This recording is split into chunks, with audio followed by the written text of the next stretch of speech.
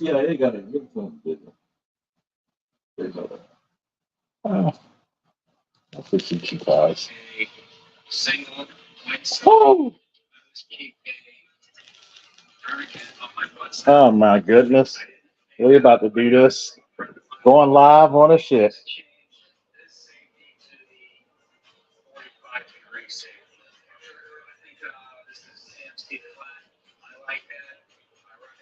What's up, everybody? Going live on here. I'm just waiting to see people file in, very beautifully.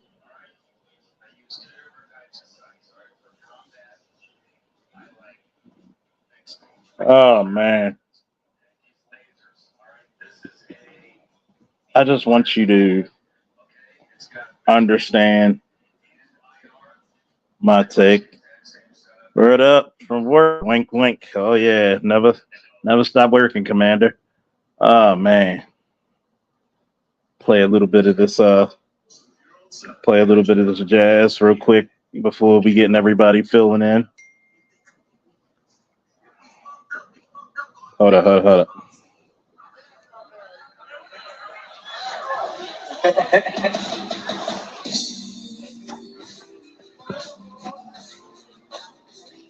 Oh,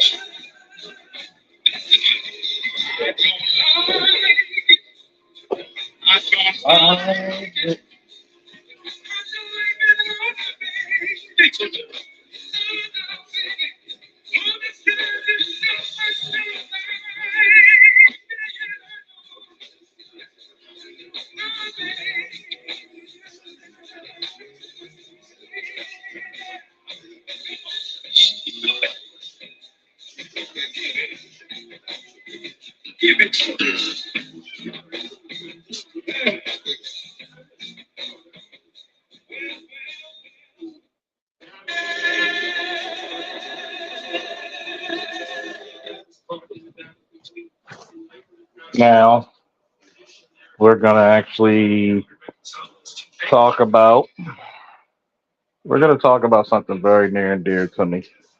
This podcast that just came open recently about dating single mothers. Uh, your boy might have something to say about that a lot of people may not like, but we just don't give a damn. We kind of don't.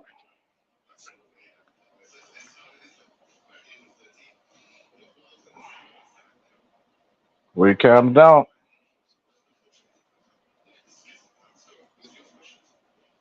So we're going to talk about a few things. I'm going to talk my little thoughts on the presidential debate. When I like to call it, two grumpy old men. Did Trump look more presidential? Sure, of course. But we gotta we gotta look at it. And I said this on Art New Styles and AB's channels. America could have put up better.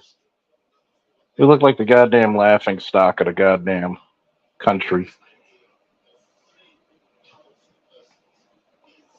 We look weird. Okay, we look weird as hell. And I think that I think it's starting to show on us a lot of how weird we actually are looking when it comes when it comes to a certain perspective of power. You want your goddamn head of state to look like a powerful man, not like an old fogey, not somebody bitter, none of that shit. You want to exude power because when you're talking to those other countries, the only thing they respect is power. So if you can't display that, you're gonna be in big trouble for a very long time. For a very long time.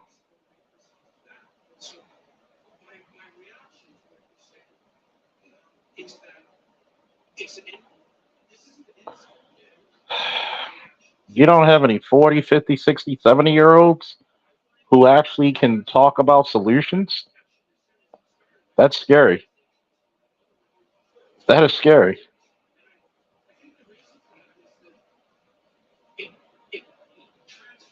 If you don't think it's scary, then we're gonna have um we're gonna have to have a nice little talk.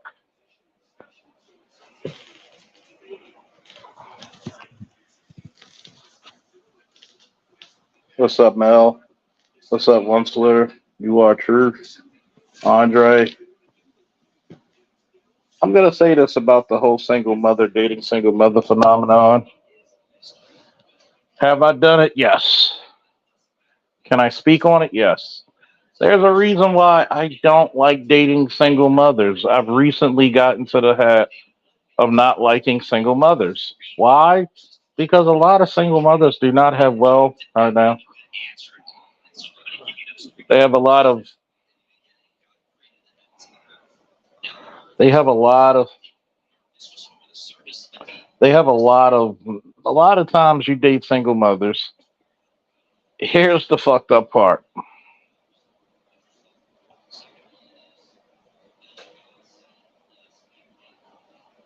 One, you can't think that Anywhere, you see an abundance of single mothers, you see an abundance of children doing well. It's damn near impossible.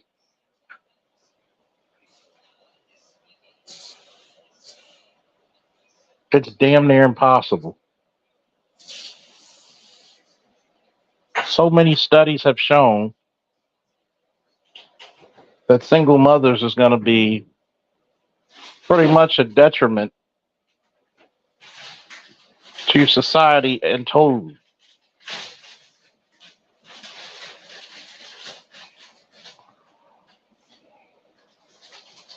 You choose this behavior.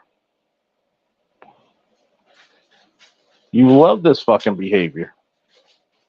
You don't want to be wives because you don't want to be held accountable to anybody.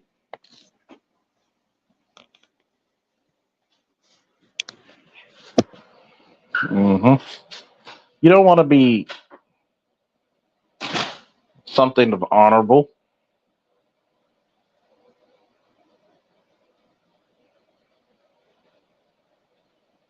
Think about this. Somebody like Ebony K. Williams is so insufferable.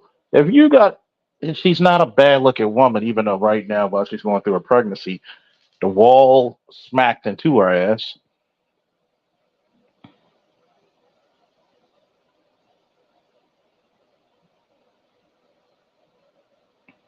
You're telling me that you're so insufferable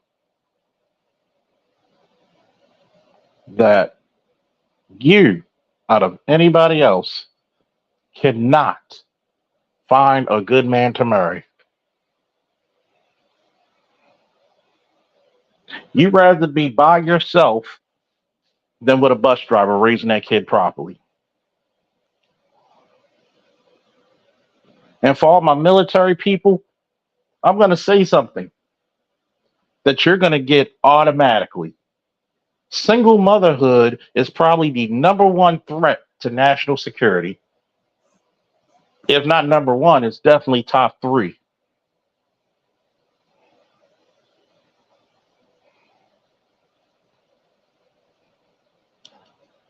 If 75% of your sex offenders, 90% of your homeless runaway juveniles, 80% of your incarcerated come from these homes. And this is all by design, by the way, ladies and gentlemen.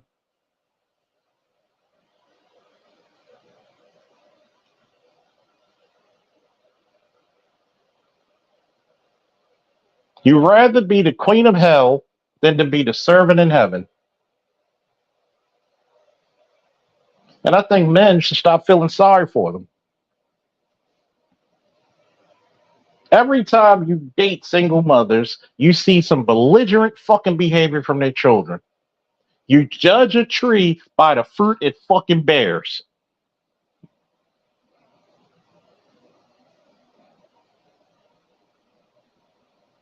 I remember I was hired to do a security gig at a funeral for an ex-girlfriend of mine for her child's father, her two daughters' father.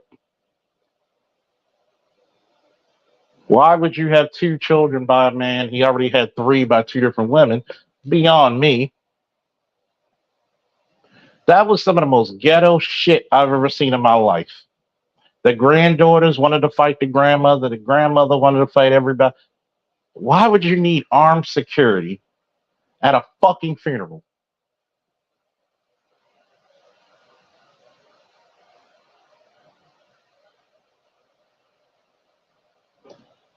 And that's what single motherhood breeds: dysfunction, chaos.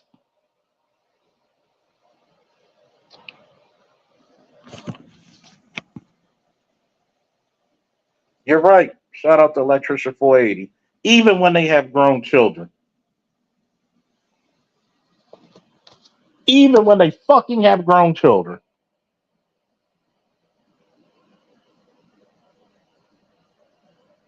I challenge any detractor, which I don't have any. I have detractors, but they're going to be too cowardly to say anything to me. Anywhere you come up here If I put the link out, I want my detractors first. Explain to me what's the benefits of dating a single mother. I know the show says dating a single parent, but you know what it really means. Because nobody really gives a fuck about single fathers. But single fathers get the same results as a two-parent household. Gee, I wonder why.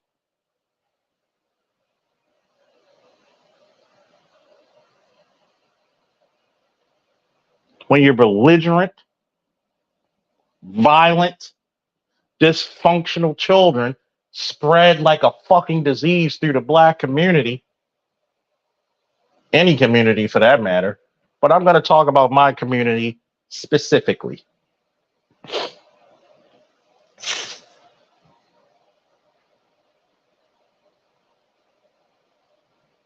And I'm going to go piece by piece, and we're going to listen to this video.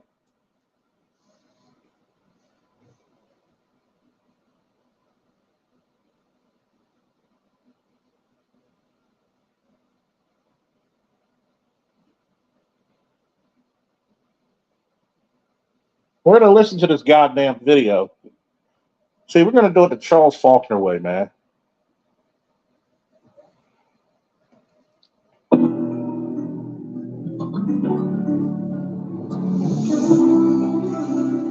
Speed this motherfucker up. Yeah, we're gonna say it's good. You look like the sun. You got burned. You look like you got cooked up by the sun a little bit. She look like a golden chicken. Hey man, we're gonna have a great episode for you guys. We're gonna be talking about single parents dating, right? What it's like dating as a single parent. What do you guys look for when you guys are dating? I'm gonna say this for a lot of single mothers, right? I'm gonna say this. I think that a lot of single mothers need to give it up. Single fathers will not sacrifice their children to get a woman. The mentality is too different. The mentality is too different. But continuing. What are the difficulties of dating as a single parent? Is it easy? Is it hard? Because, I don't know.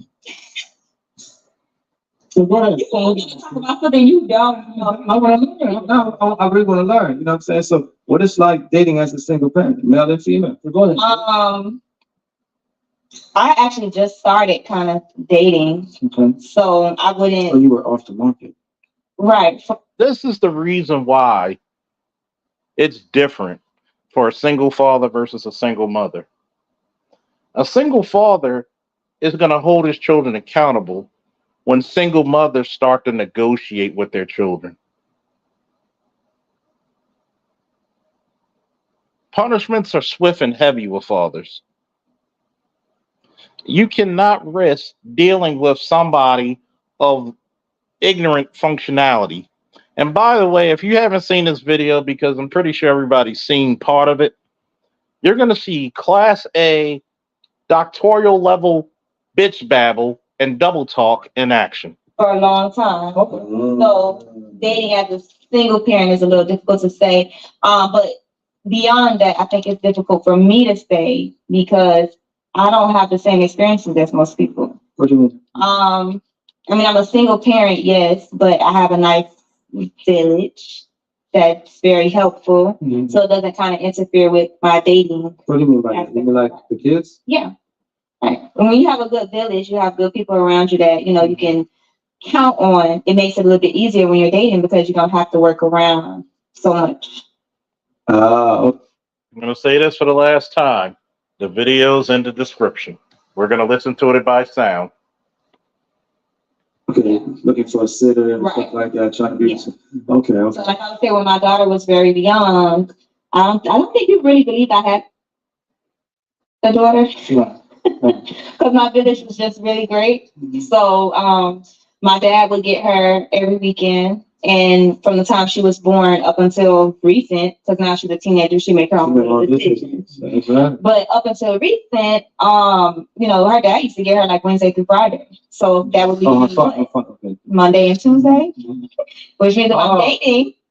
Once again, how hard could she possibly have it if she only had the kid Monday and Tuesday?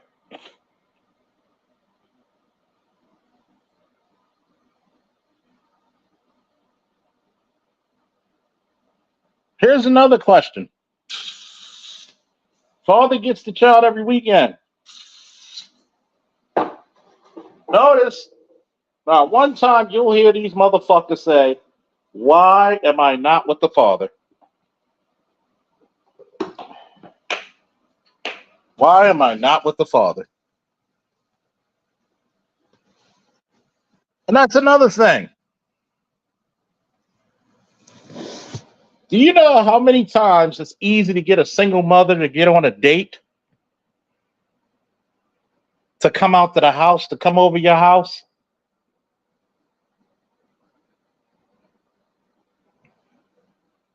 That's because the village.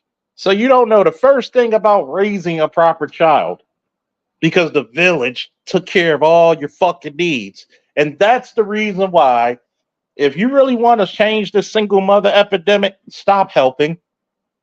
Stop helping.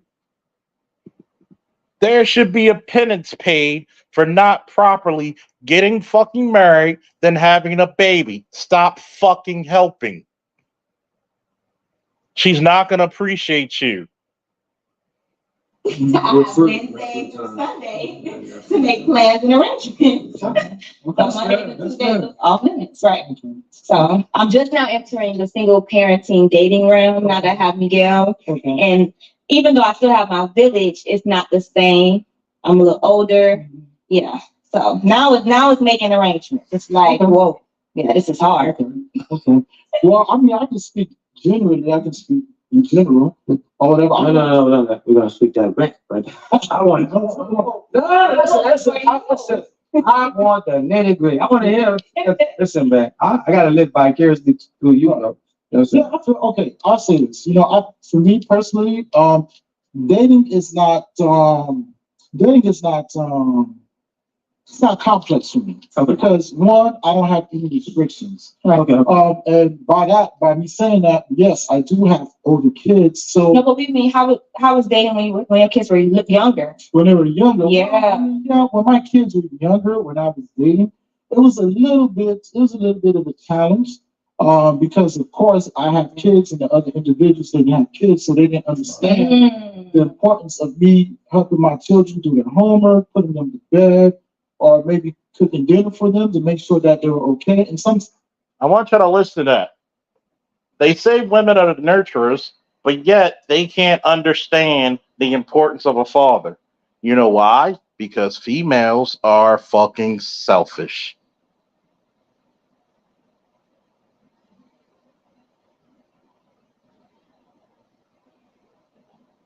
They're selfish.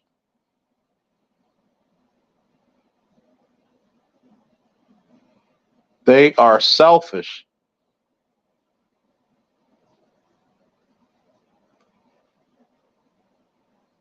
And here's the interesting part. Nobody gives a damn about a single father's sacrifice. If you have one kid and that female has three, you think and Christmas time comes, you think she's going to give your child 3 gifts when you're giving 3 gifts away to her children? Fuck out of here.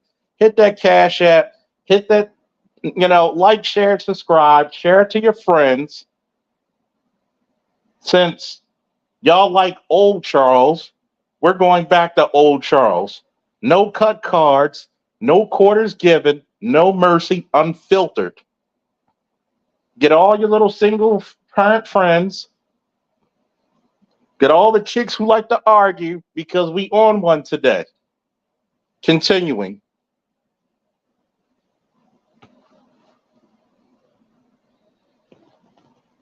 Times I used to get a lot of backlash, attitude. Really? Yeah, of course. Because, sometimes certain women can be selfish. Yeah, but Because that's very because they're not in that position, because they don't understand what parenting is. Right. Of course. So they used to always get mad. Oh, you're not spending enough time with me, you know, and I used to like take offense to it or whatever. I'm talking about my kids. Yeah, I have to spend time with my kids. Actually, I actually cut off women that came at me like that. Oh, wow. You get what I'm saying? So I have done that many a times. I've cut off chicks because they couldn't understand me being a parent. It's crazy. yeah. So I can say it was difficult when my kids were younger, when I was little and stuff. You know what I'm saying? Believe it or not, it was not difficult because if I planned it, I planned it. My child did not come after some chick I'm fucking. No, I'm sorry. Even if we're in a relationship, no, sorry. No, it was easy. Because my kids is my priority. They come first. Yeah, that's crazy. Yeah. Yeah. Wow. Yeah. So I'm not a person that particularly likes to date people with kids, anyways. So Why is that? Why is that? I prefer not to date people with kids because I don't like to deal with drama. So that has nothing to do with the kids. I love kids. But I just don't like to deal with the drama. And usually they have some form of drama, even if it's not necessarily like super chaotic or toxic. It's some form of, you know, you guys have an issue. Okay. And I don't like to deal with it because I don't have those issues. Yeah. It's very fair. So people always say that to me, like, that's not fair because you have kids, right? But the way I counter that is, yes, I have kids, but I don't have that dynamic. You know what I mean? Like, But I understand, but that's not fair. That's doctoral level double talk with bitch babble on top. She's a grade A hypocrite. You're telling me there's no trouble, there's no issue dating a woman like this?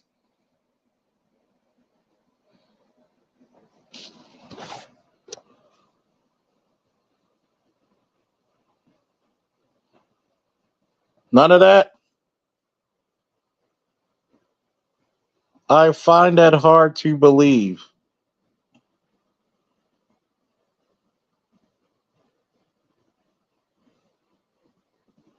I find that hard to believe.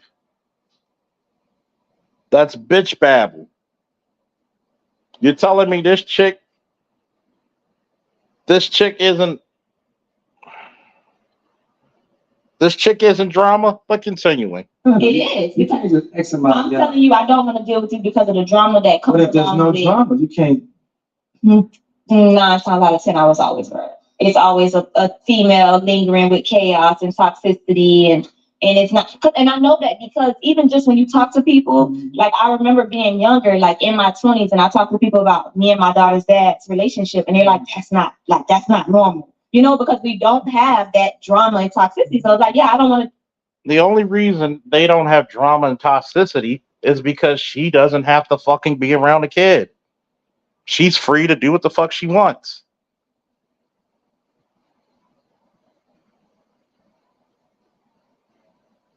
She's free to do what she wants. She benefits. We got a quote of the day that I need somebody to put this in the chat. Women only complain when there's true equality given.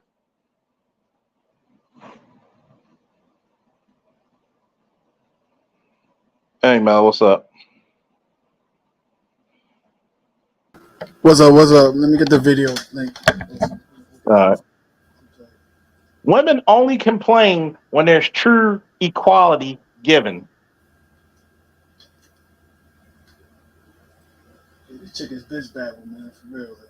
I seen a part in the video. Well, I ain't gonna discuss it, but it's very cringeworthy.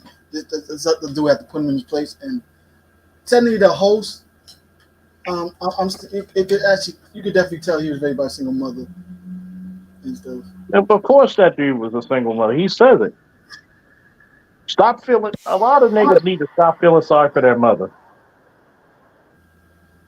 They really do.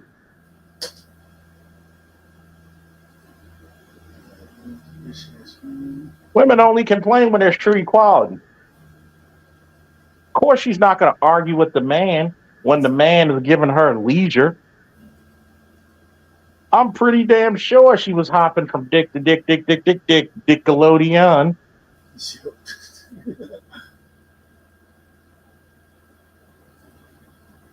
You telling me this chick with the tattoo and everything, she's a peaceful woman to be around? I'm gonna continue this a little bit. Date nobody with kids because people my age, the girls are still holding on to this man and it's some type of something going on. You can't see your kid. I don't like that. All that drama, I don't want no parts of it.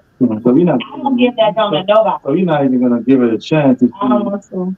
Just because. I'm not saying I'm not going to. I'm just saying you gotta have a lot of other wonderful I characters. understand though, but that's a disqualification. So what characteristics does she bring? Yeah, I don't really want to do it. So my brother, if you got a child, you disqualified. I love kids though. Like I really love kids, but sometimes you know. I got the video hooked up, y'all. Sorry. Domestic violence is very sick. All right. All right, so yeah, just hit the share screen. Then let me know what time. Right. We're on 6:34 right now. Okay, but y'all pass it. It's 34. All right, can you see it? Yep. Give it the full screen treatment. All right. I'll just let you know when I need to pause. Okay. It's good enough. Or you want full screen? So I got a full screen. You can put Okay. it full screen. You can put it Okay. full screen because I got it full screen so everybody can see it. All right, I'll let mute you know my when mic. it needs to pause. Appreciate you, Mel. All right, I'm gonna mute my mic on the thing. All right. Very serious. Okay. In a lot of these situations, these women and men that don't know how to let go and they feel like the baby mom or the baby dad is supposed to be with them forever. I can't insert myself into a type of chaos like that because I don't bring that chaos to nobody.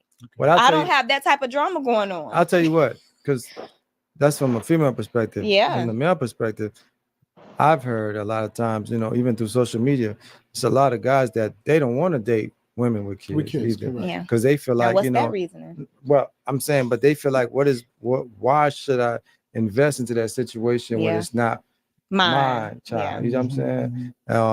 So I understand what you're saying. That's You're not a saying man, drama. though. Well, let me pick the back on that. Yeah, That's tell, not what a I'm saying. Break it man. down for me. Okay, so this is what I'm- Because you're sick. So you know. yeah. So okay, and the men that don't date women with kids, I understand where they're coming from because no man want to play Mr. Cleanup guy, right? Especially if it's a productive, competitive man. Why should he come in that situation to clean up that situation? Why not? Nah, I don't agree with it. I because- get that you're saying you don't agree, but I'm Right. saying why not? So dating single moms, right? Let me rephrase that. Dating single modern women, this is 3 questions that I will ask them. What is it that you can offer me that you haven't given to another man? Oh my goodness. This is what I said.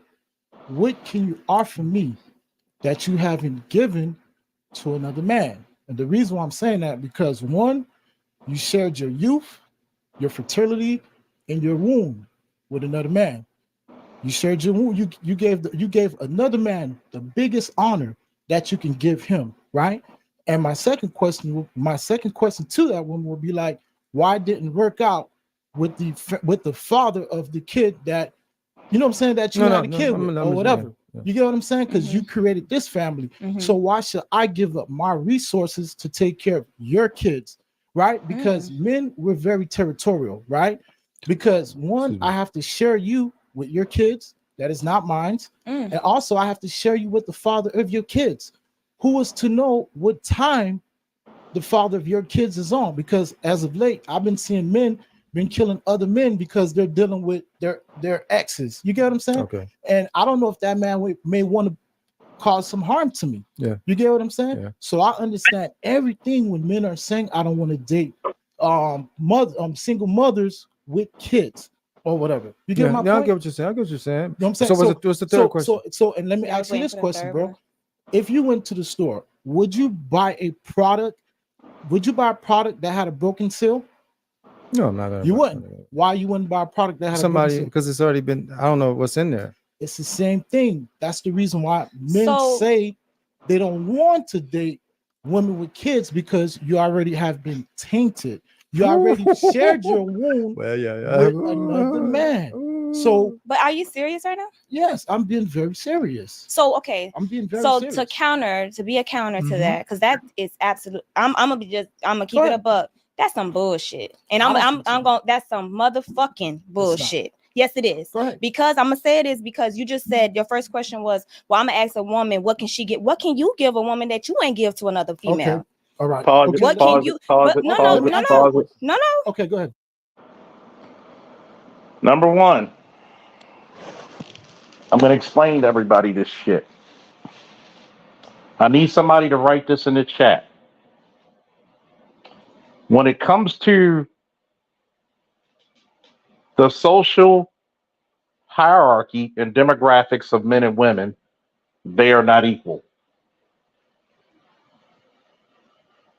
When you see a man with a bunch of children and he's taking care of those children, especially if he's by himself, that looks like a responsible man. When you see a woman with a bunch of children and she's taking care of them by themselves, the first thing you think to yourself, damn, where's the father? How many fathers does she have by these kids? Why is she doing it by herself? Responsibility looks good on men. So, when it comes to marriage, when it comes to protection, leadership, provision, presiding, and deciding, and how to handle stress, men overtake women in those categories. When it comes to nurturing, when it comes to caring, when it comes to empathy, women overtake men. What can that man offer you? Because even if that man marries you and he was previously married, he gives you a better version of himself than what he was previously married. Boom, boom, boom, boom.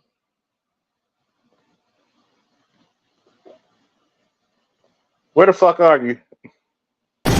Now for a lesson. You may have heard these words before, but I'll teach you what they really mean. Go beyond! Plus!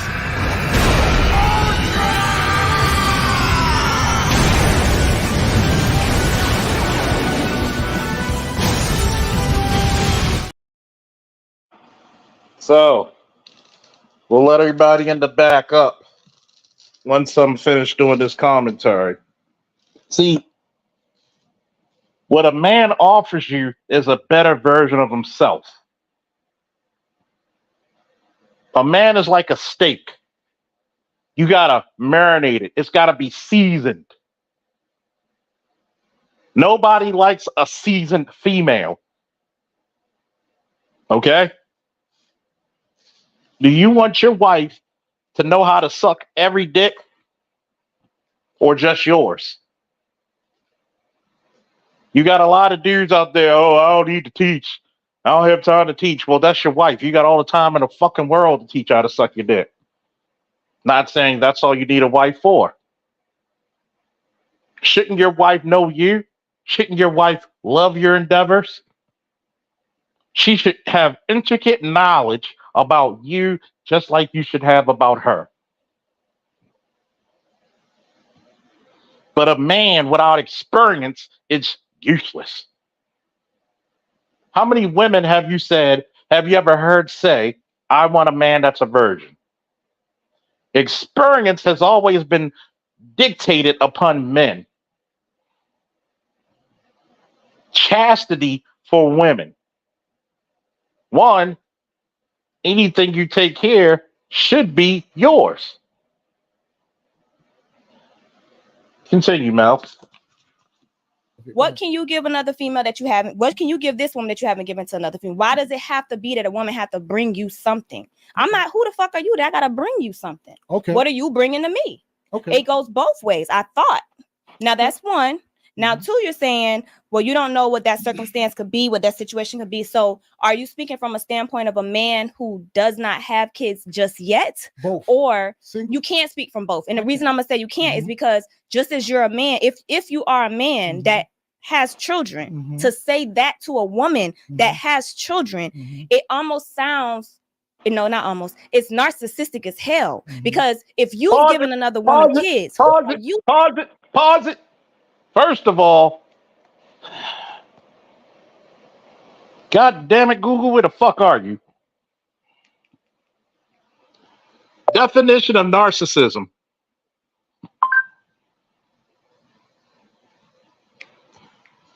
Here's the definition of narcissism: excessive interest in or admiration of oneself and one's physical appearance.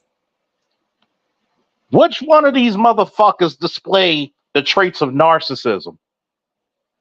Didn't she say, and this is the reason why I tell you guys for the last 10 years, listen to what the fuck she says and watch what she does, and then understand what she adheres to.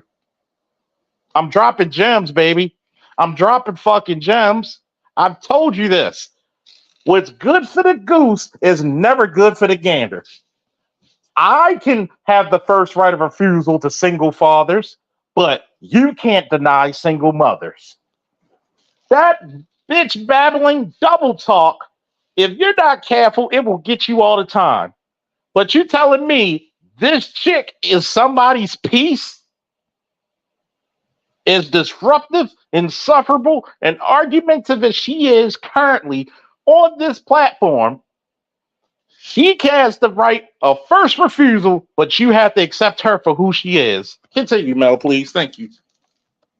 ask a woman what you got to offer me because you gave a nigga kids? Did you not give another woman kids? So what happened with that family that you were building? Why did that not work out?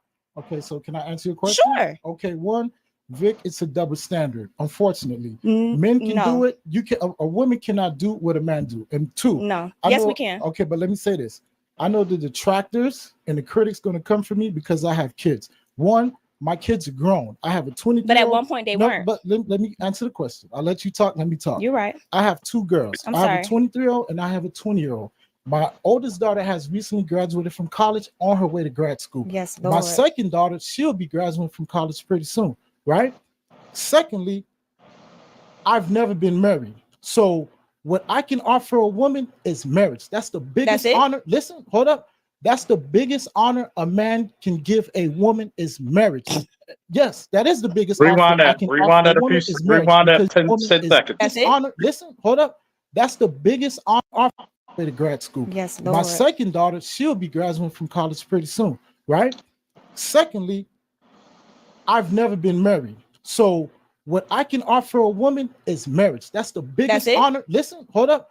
That's the biggest honor a man can give a woman is marriage. Yes, that is the biggest offer I can offer a woman is marriage. Pause it. This is where he fucked up. If you heard closely, she laughed when he said the biggest honor a man can give a woman is marriage, which is true. The biggest honor a woman can give a man is children. That lets you know, as a modern woman, they don't respect marriage. Notice he was quiet the entire time she was doing her bitch babbling and double talk. But because she's rude as fuck, insufferable, she can't shut the fuck up long enough to let someone else speak. Okay? This is another trait of single motherism. This is the reason why men don't want to be around you. In order to get rid of the job. Okay? Men don't want to be around those insufferable bitch like this.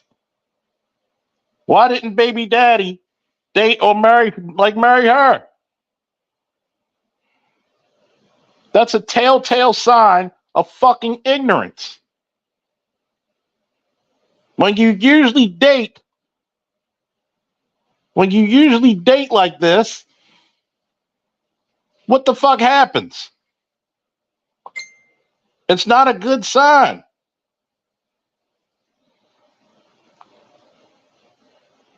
It is very extremely rare that you're going to have a woman look at your child the same way you look at your child. Have you ever noticed in fairy tales, you always hear the story of the evil stepmother, but never the evil stepfather? And there's a fucking reason for that.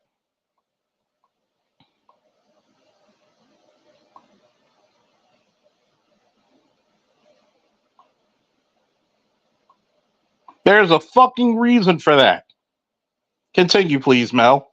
Because you know why? Can't no woman ever said that I was married to them. So that would give that other woman bragging right that I've given you the biggest honor by marrying you. You're not just my baby mama, but you're my wife. And you can research my name. You would not see my name logged on any marriage license in all 50 states of America. Yes, and that's what it is. I'm So having bringing the- marriage and I'm bringing my resources to Okay. you. That's what I'm bringing. Resources and the marriage. And I have receipts because I am successful. When my kids were born, I always had custody of my kids and I have receipts. And my kids' success shows it. So I know what I'm talking about. Ralph, do you have something to add? Go ahead. Well, no, well, okay. You're not a single parent, so it's a little bit more harder. I No, I'm know. not a single parent, but I grew up in a single household. Right, So I grew up without a father. I've always wanted a father, right. whether mine's or not, Right. whether like blood or not. So I always wish that I had somebody to kind of like lace me up, Right. guide me, because you know we bump our heads a lot. Mhm. So Yeah. I understand where you're coming from, what you're saying, because you're like, and I get the whole thing. It's not my child. Why should I invest my time? But I'm saying, like, for me, because I wanted that, so I can understand from both. But I wanted that. That's not something I would. If I meet a woman with children, that's not a deal breaker for me. Right. Because when I was in high school, I was dating a girl that was out of high school with kids. Right. So she had one child, a son. Mhm. But I love kids though. So to me, it's not like I don't look at it like I'm wasting my time or because I always hear people say, well, if I date a woman with children, one day her children is gonna denounce me and say, you're not my father. Yeah. But for me, I always look at it this way: it's a rite of passage. Yep. Because at the end of the day, Yep. if we're bickering and I'm trying to give you the right things to do, the right thing to say, the only way for you to hurt me or to make me feel little is by you to say, well, you're not my dad, you can't tell me what to do. And I call it a rite of passage. Yeah. That wouldn't bother me. But again, I'm speaking from me not having a dad. Right. You see what I'm saying? Yeah. Something that I always wish I had. Right. So to me, that's not really a Right. deal breaker. But I'm not speaking for all men. I'm only speaking for myself. Right. And I also- wouldn't rock. I wouldn't do Right, that. You know what I right. mean? You know what I'm saying? Like, just like you said, bro, it's not that it's a deal breaker, but me, just how I think if a man is going to be dating a single modern mother, that single modern woman is going to have to go above and beyond to show herself approved to that man. Because why would that man select you when he could go out there and select a much younger woman that is childless? That's not going to bring the chaos to him. Because like I said earlier today, who is to say what time the father of your kids are on? You get where I'm coming So from? you're looking Right, at but that's safety. only one. Correct. That's only one perspective that is a very important Very perspective, of course. But it's only one. So, like, even when you say me being okay, I'm gonna take myself. Me being someone I didn't grow up with my father. Okay. I would hate if my mother had met men with that mindset that you just described, because the men that my mother, and it wasn't a lot of men or whatever, but like my stepfather came along when I was like in 4th grade. I thank God for him every day. You understand? Like, my father wasn't present in my life. He stepped in and he did what no other man did all the way through till I was all the way in college. They didn't get divorced until years later. And that man saved my life in so many ways. He was so, and we did have fights. I mean, like teenagers, kids, you got kids, kids say, your kids say crazy stuff to you. So just imagine what they're going to say to a stranger in the midst of being upset. It's like I said, Pause, like pause it. Your stepfather is a stranger. See this double talking bullshit? My son will be 17 next month. He's not a rude child. He would not say that to people. to accept somebody saying you're not my dad and they're doing for you, it goes back into what I said earlier. When you look at single mothers, you see how fucked up those children behave. Well, it's not all single mothers, obviously so. We should be at adult level intellect. We should have adult level intellectual prowess to know there are not many absolutes in the universe. So the small percentage that actually raise their children properly, cool. But we don't make exceptions for the we look at the exceptional, but we don't make a rule for the motherfuckers either. That being said, why would a fucking sound man walk into a bad bet and a bad gamble? Why? Why would you do this? Why the fuck would you do this? Where do you benefit? Getting a goddamn bratty kid to tell you you ain't my daddy. I'm gonna tell you what I would say. Find that little motherfucker. Go find that motherfucker. I'm not your daddy. Go find him. Matter of fact, give me back my fucking money, you ungrateful bastard. I'm gonna check the shit out of that kid, and then I'm gonna check the mother. If you're dealing with a fucking blended family, and if you do the most idiotic thing, yes, there's some guys who lucked up. But I would never tell a guy to purposely, who has no kids, deal with a woman with kids. Yes, there are very minute times that shit works out. Very small that it's almost inconsequential. It's not even worth mentioning how small that shit actually works out. So we're gonna get that shit out the way first. If that woman's children ever says that, and that woman does not slap the living shit out of that child right then and there, get the fuck away from them. Black men need to stop acting like they are just the workhorses. I just need to be abused. I just need to be. No.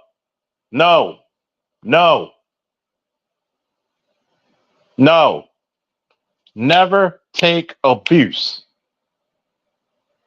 Please continue, Mel. Sorry, not to cut you off. So I'm just saying, thank God for him, because I tell him all the time, my father's out of prison now. If I get married, both of them have to walk me down the aisle because he really raised me. Yeah. So Wait a minute. Pause that shit again. And this is a good example why it's not worth it. The nigga who been in jail still gets to be a part of the ceremony of the nigga who raised you. Your biological gets the same praise, if not more, and he gets to walk you down the aisle, but the motherfucker who had to deal with all your bullshit, he's got to share the spotlight with your Kiss my ass. Kiss my black ass. There is no honor for you to do this shit. There is no honor for you. That is not cool. That is not fucking cool. That's how much they think of you. Thanks for raising me. Hey, daddy, come on. This nigga rotted in jail, could not provide a fucking toothpick, couldn't even give you a cup of piss, and he gets to continue, Mel. Continue. To me, it's just mind-blowing and it's insane. The reason I don't want to date people with kids, I don't concern myself with what the kids may or may not say, because what you give a kid is what they're going to give you back. And once they get to that age of teenage, we know teenagers, so that's not even something to take personal. I'm expecting you to say it, because if you don't say it, I think something ain't right. Because that's what kids are going to say. Some kids won't say it. Yeah. But again, if you do say it, it's like, to me, it's like, it's a hit or miss. it's like, I'm gonna laugh at you like, yeah. You know what I'm saying? And I like, my advice on this, man, is not gonna, because I say I can't. You're not. I can't say you wrong. I can't say you wrong. I can't say. All I'm saying is, for me, I'm black, bro. So I only know how to be black. Right. And all I'm saying is, a lot of us, we grew up fatherless. Yeah. And I think it's because we always talk about back in the days and stuff like that. I think a lot of times, man, the difference with why back in the days was probably a lot better than today is because a man, when he meets a woman, he didn't care how many kids she had. Yeah.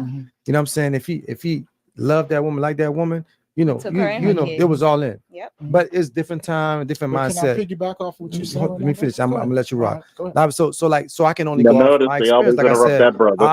I always wanted a dad. Never had one, but now I get to play one. Right. So Hold I on, get hold to on, be hold one. It's the Yeah, most. we get- Pause it. See, during this whole discussion, notice your whole discussion.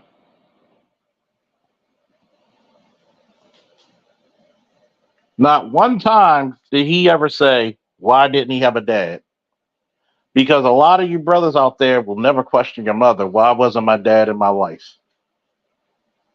You know why? Because your mom doesn't want to admit that she's a thought, and your mom doesn't want to admit you weren't the product of love. You were the product of lust and fucking. A lot of you were never the product of a relationship. What's the woman's first thing? He left me with this kid. How long were you in a relationship? Now you want to play dad. See, stop trying to save face. Continue, Mel. Get to be one. Yeah, I get to be, Yeah. and I love being a dad. And to me, I don't look at a kid like that's mine or not mine. You know what I'm saying? I look at it like you a child, and you're with me. You're my child, no matter what. So, and I know it's gonna come a time, right? You're gonna, Yeah, You better you're gonna never go, take oh, you're advice not my from a father. dude like. And I'm okay Pause with it that. real quick. No, you're right. I'm gonna say this for all you young men listening. Don't you ever take advice from a nigga like this. This is the type of nigga who will tell you to stick out being abused, stick out being disrespected, pay your money, and you're not respected. Don't you ever take advice from men like this. Don't you ever do that. This motherfucker will be on the downfall of your fucking life. Continue, Mel. I'm not your dad, but I am your dad. Yeah. You know what I'm saying? I'm not your dad, but I am Mhm. your dad, and I could take whatever comes along And with that. as a kid that been there, I can tell you, we say that in that moment because we're upset, we're teenagers, we're young, our mind isn't fully formed. But I promise you, we come back and that apology is 10 freaking fold because we understand. But as a kid, you can't expect kids to understand. But also, let me say this. Let me piggyback Pause off what it, you pause said. it. 'Cause you Pause it. That's bullshit. It goes back to what I was saying. How is that child raised? How is that child raised? Yeah, that's his new name, Moist Death. First and foremost, if my child disrespected an adult, and I tell my child it's not your job to argue with that fucking adult, I'm gonna slap the shit out of him. You come get me.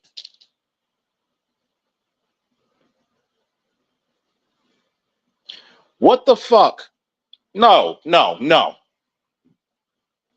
Why would a man put all his resources into something and you're saying it's okay for that child to be disrespectful? Where do you win? Where do you win? What benefit is it? Oh, thank you for raising. No, it ain't fucking cool. It ain't fucking cool. You can't even raise a proper child to respect an adult, let alone an adult you married, and you telling me we should fuck with you? This is a prime example of why the fuck you stay away from single mothers. How the fuck can she tell you when she admitted for years she only had her child for 2 days out the week? Notice she can never answer. Why didn't you and the father work out? But you want to have the right of refusal. You want to have the goddamn right of refusal when motherfuckers hit you with logic like that. You want to be able to refuse. Who the fuck really wants to deal with this type of chick? Continue, mentioned Talking about that. the time. Yeah, the times. Yeah. See, you have to understand. In those times women used to honor men. You know, when a man came in and took over a family, that woman gave that man praise. You know, just honor, because in today's time that we're living in, being a stepfather is like basically being down, you know what I'm saying, being down talked upon, right? Because matter of fact, I see it all the time where modern single mothers will be like, oh, a man have to bring A, B, and C and D to me. But this man that you created this family with didn't even have to pay didn't have to pay that premium price. But who's to So, say that? No, it's going on. It's omnipresent. So why does this man, who is competitive, productive, has to come in and share his resources with you? For prime example, so if we do the Brady Bunch thing, right? If this woman have her kids, I have my kids, and we merge our family together, right? So every $100 that I spend within that household, 40% is going to go to your kids, 60% is going to go to my kids. So basically, I'm taking resources away from my biological kids to give it to your kids.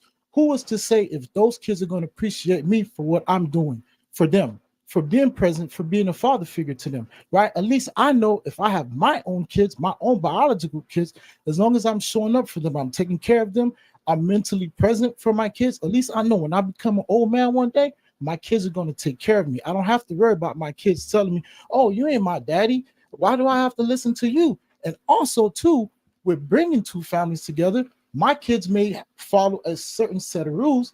Your kids may follow certain rules. So my kids could be like, number one, 41 in the building. $2 to $3 from each person viewing would be cool as fuck. Hit the Cash App. If you're getting some entertainment, some knowledge from this, hit the Cash App. And when the show is over, give the people of this channel a like and a subscription. Remember, people get upset when a black man says, what do I get out of it? Can I beat them kids? I can always shower with gifts and admiration, but I can't discipline. Nothing I feed will ever bite my hand.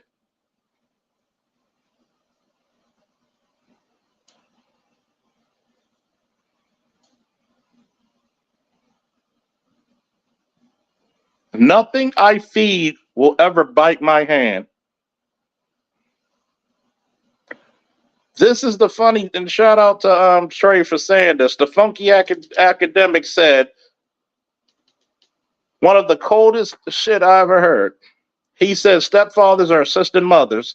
They aren't real parents. They're assistants to the mother. Exactly. Mel said, and do y'all notice she's a hypocrite? She doesn't want to date a man with kids. Oh, yeah, we've been through that shit. Tell me, what do you benefit? And a lot of times, here's the fucked up part about being a stepdaddy. There's many of fucking women with kids who want you to help take care of their little brats, but can't give you a kid of your own. Can't even give you a kid of your own.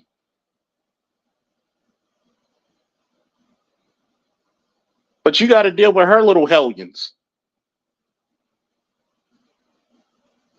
If a man can't deal with me, oh, if you can't give me and my child to eat, oh, well, I guess we ain't eating.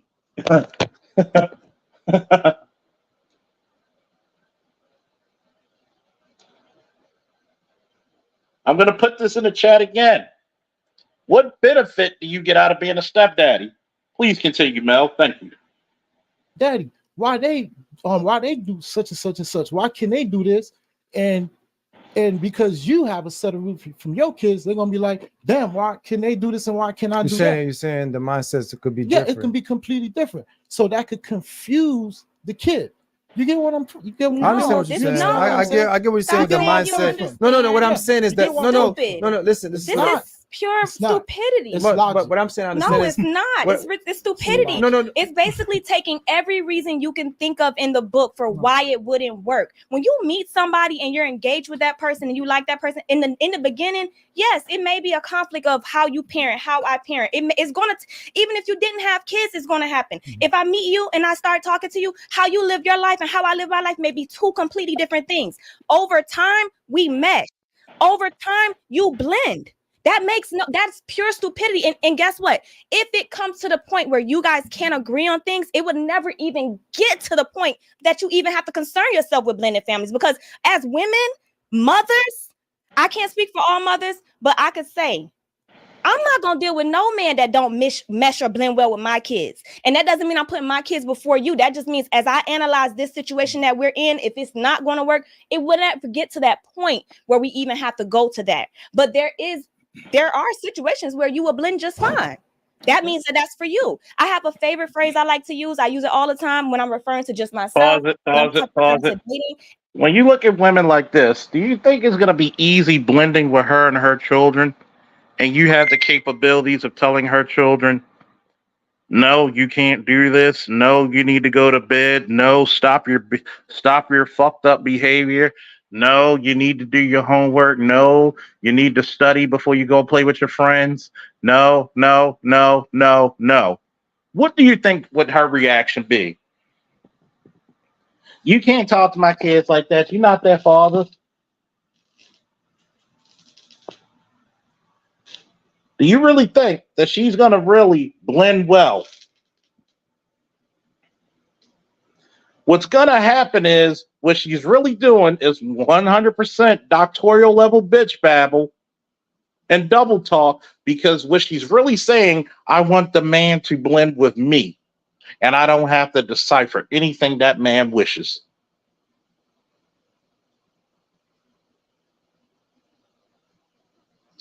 Have you noticed the criminology of single mother raised kids? The statistics. So as a man with kids, you got to look at how and this is what happens a lot in the Black community, especially when the kids reach a certain age. A lot of single mothers stop being fucking parents.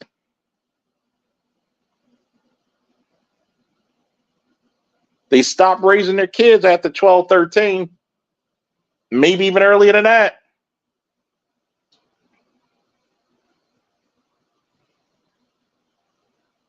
A woman like this look like she's easy to blend with. Now she's going to talk about her lane. What is your lane? Because obviously marriage was not yours. And for all those detractors who got something smart to say, well, Charles, you're not married. Nigga, men ask women for their hands in marriage. They don't get down on their knee. They don't decide who gets to carry their last name. The men do. Just like the women decide who gets to be a father. Out of all the people you had sex with, why him? Why keep the baby? Why? But if I can ask a man, why'd you pick this woman to be a wife?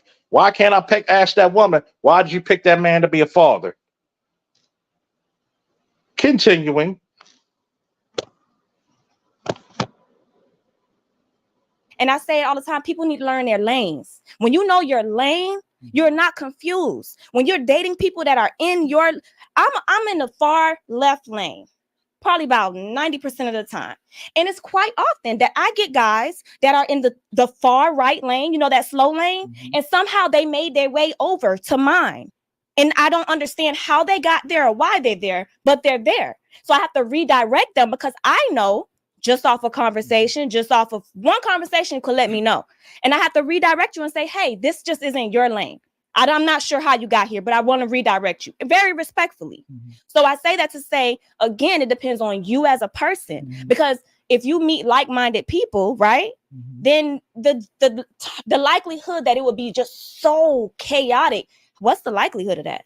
What's the likelihood of it you attract what you want, what you like. Pause, You understand what I'm saying? And I'm only saying pause, that just as, like I pause. said, I had my daughter when I was 19. Pause. To be honest, I had my daughter when I was 18 because she was born 3 days before Hey, my Mel, pause. And so I've been doing this single parent thing since I don't even know. I can't even tell you when it started. Pause. This is Hey, here Mel, we you are. still there? I've never dated a person that didn't get it. I've never dated a person that I had to fight with you about what you give your kids, what I'm giving. That's First and foremost, let's go back to what she said. Number one, you don't attract what you like. You attract who you are. Notice she thinks she's in the fast lane, but ultimately you just in the slow lane and you're speeding a little bit. Why would a man deal with you? This is the reason why I tell young men, never be enticed about a woman's money because she's never going to share it with you. I've never seen a woman who does not desire a man who has more than her. I've never seen it. You talk about being 18 as a single parent, and this is the reason why you listen carefully. She's 18 as a single parent, but yet you only had your kid from Monday to Tuesday. Stop fucking lying. Shout out to Shatterstar for the single father.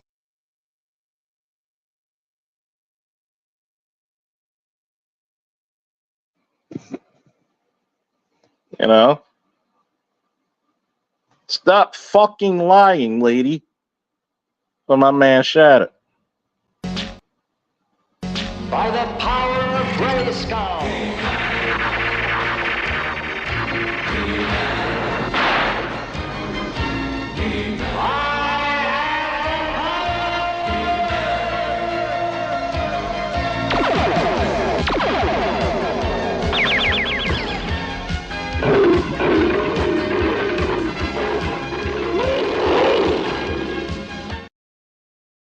And there's the Cash App right there, people. $3 from 41 people. Hey, I'm giving you good quality content. And I'm promoting another channel. Gotta support your, this is the part when I said support your interests. But back to this shit. You have not truly been a single mother. You haven't been a mother.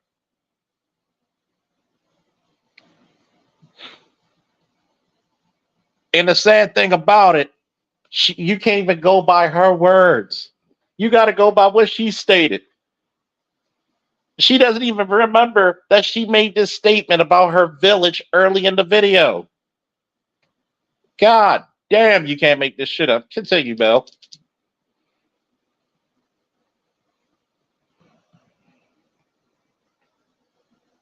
Hey, Mel, you still there?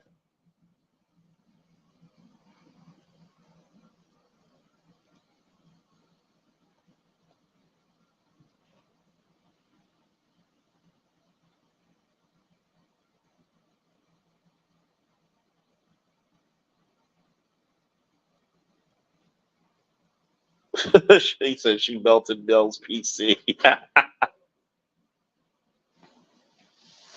Oh my God, she melted Mel's PC.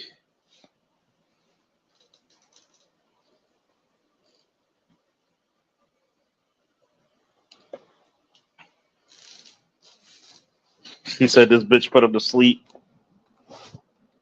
Oh my God. Give me 1 second. Hey Mel, you there? Yeah, sorry about that. Yeah, I'm gonna let at Con Ed checking my building and stuff. Yeah. Oh, Play the yeah. video. Yeah, play it. All right. I No, feel before you, you, before you. Look, I just wanna make a quick- go ahead. What I was saying, I get was the last part of what he said. About what? You know what I'm saying? When the last I part you cut you said, off too. I'm sorry. boy, you cut me off because you slashed me. I had to get in there. Sorry. No, what I was agreeing was the last part. What he said, he's like, yo, like, he's saying, well, how would I know that a child is gonna look out for me? Right? That's not my child. And like I said again, I understand that part. But I'm saying I understand. I'm saying I understand his concern, his personal concerns. That's a crazy concern. But those are his personal concerns. I understand. What I'm see, because my opinion, you see what I'm saying? That's what I was saying. Yeah, okay. But because my opinion shouldn't have dominion over anyone. No, else. but for me, what I'm saying is for me, dog. Like I said, I'm a big kid, bro. Yeah. I run around in my house. I play in the rain with my son, bro. I run around, and it's not just because of my son. I would that with any kid, bro. I just love to have fun and be a kid. I'm a big kid, bro. I can't help it. Right. My wife get mad at me. You ain't like a child. I'm a child, bro. I like to have fun, and I think that spirit in me just makes me get along with. I just love all kids. Right. So I don't. I love kids. I'm not saying I don't love kids. You know what I'm saying? But for me, my mindset is not like that's mine. That's not mine. I don't like it. Even with adults, bro. Kids even more. Whatever I got going on with my kids, if it's a kids around me, we all involved. I don't. There's no distinguish. If I'm eating, you know how everybody eating. Yeah. But that's just how I am, bro. Like I'm very family orientated, and I love people, and I love kids even more because they're innocent. Correct. You know what I'm saying? And I look at it like, wow. Let me I'm ask you protecting this the way I question, wanted right? to be protected. When I You was still a kid, there? you know what I'm You still there, Mel? Pause again, this. that's I'm my take. gonna That's how I answer am. this. But let me make a point, bro. You know what I'm saying? And the reason why People love kids until it's time to really take care of them. Okay? Somebody put that in the chat. People really love kids until it's time to truly take care of them. When you got to teach these motherfuckers to read, you got to really be intricate in their learning. You can love kids all you want, but when it really takes care of raising and rearing them, oh, why do you need to go to single men without kids to raise your bastard? That's called selfishness. So that means you purposely don't want to do the same role as that man.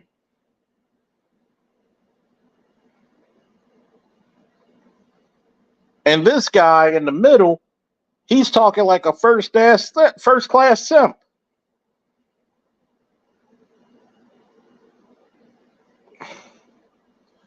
See, nobody wants to talk about the cost it pays to take care of these kids. And then you break up with this chick, and this kid that you raised, you're not even entitled to see them again. But continue, please, Mel. Before I start, I had to say something right here, man. Yeah, that dude in the microphone, he's thinking of taking care of kids from a Michael Jackson point of view by just giving them a childhood, play, and everything. But when it comes to certain disciplinary actions that to really act like a parent, you cannot be their friend. And that's his mind frame thinking just to be their friend. No, that is the problem.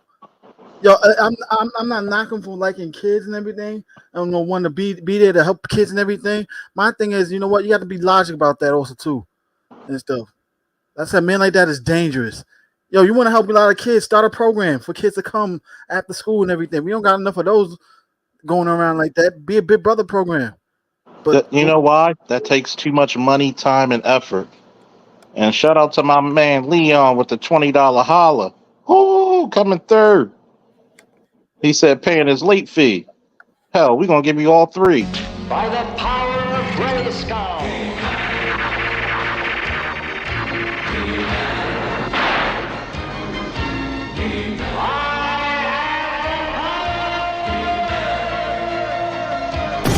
Now for a lesson. You may have heard these words before, but I'll teach you what they really mean. Go beyond! Plus!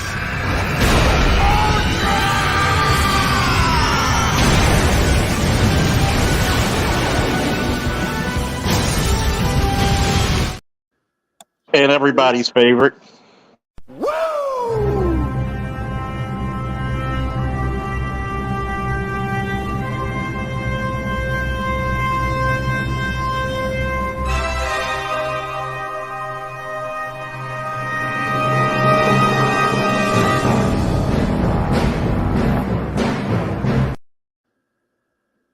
Thank you for the support, Leah.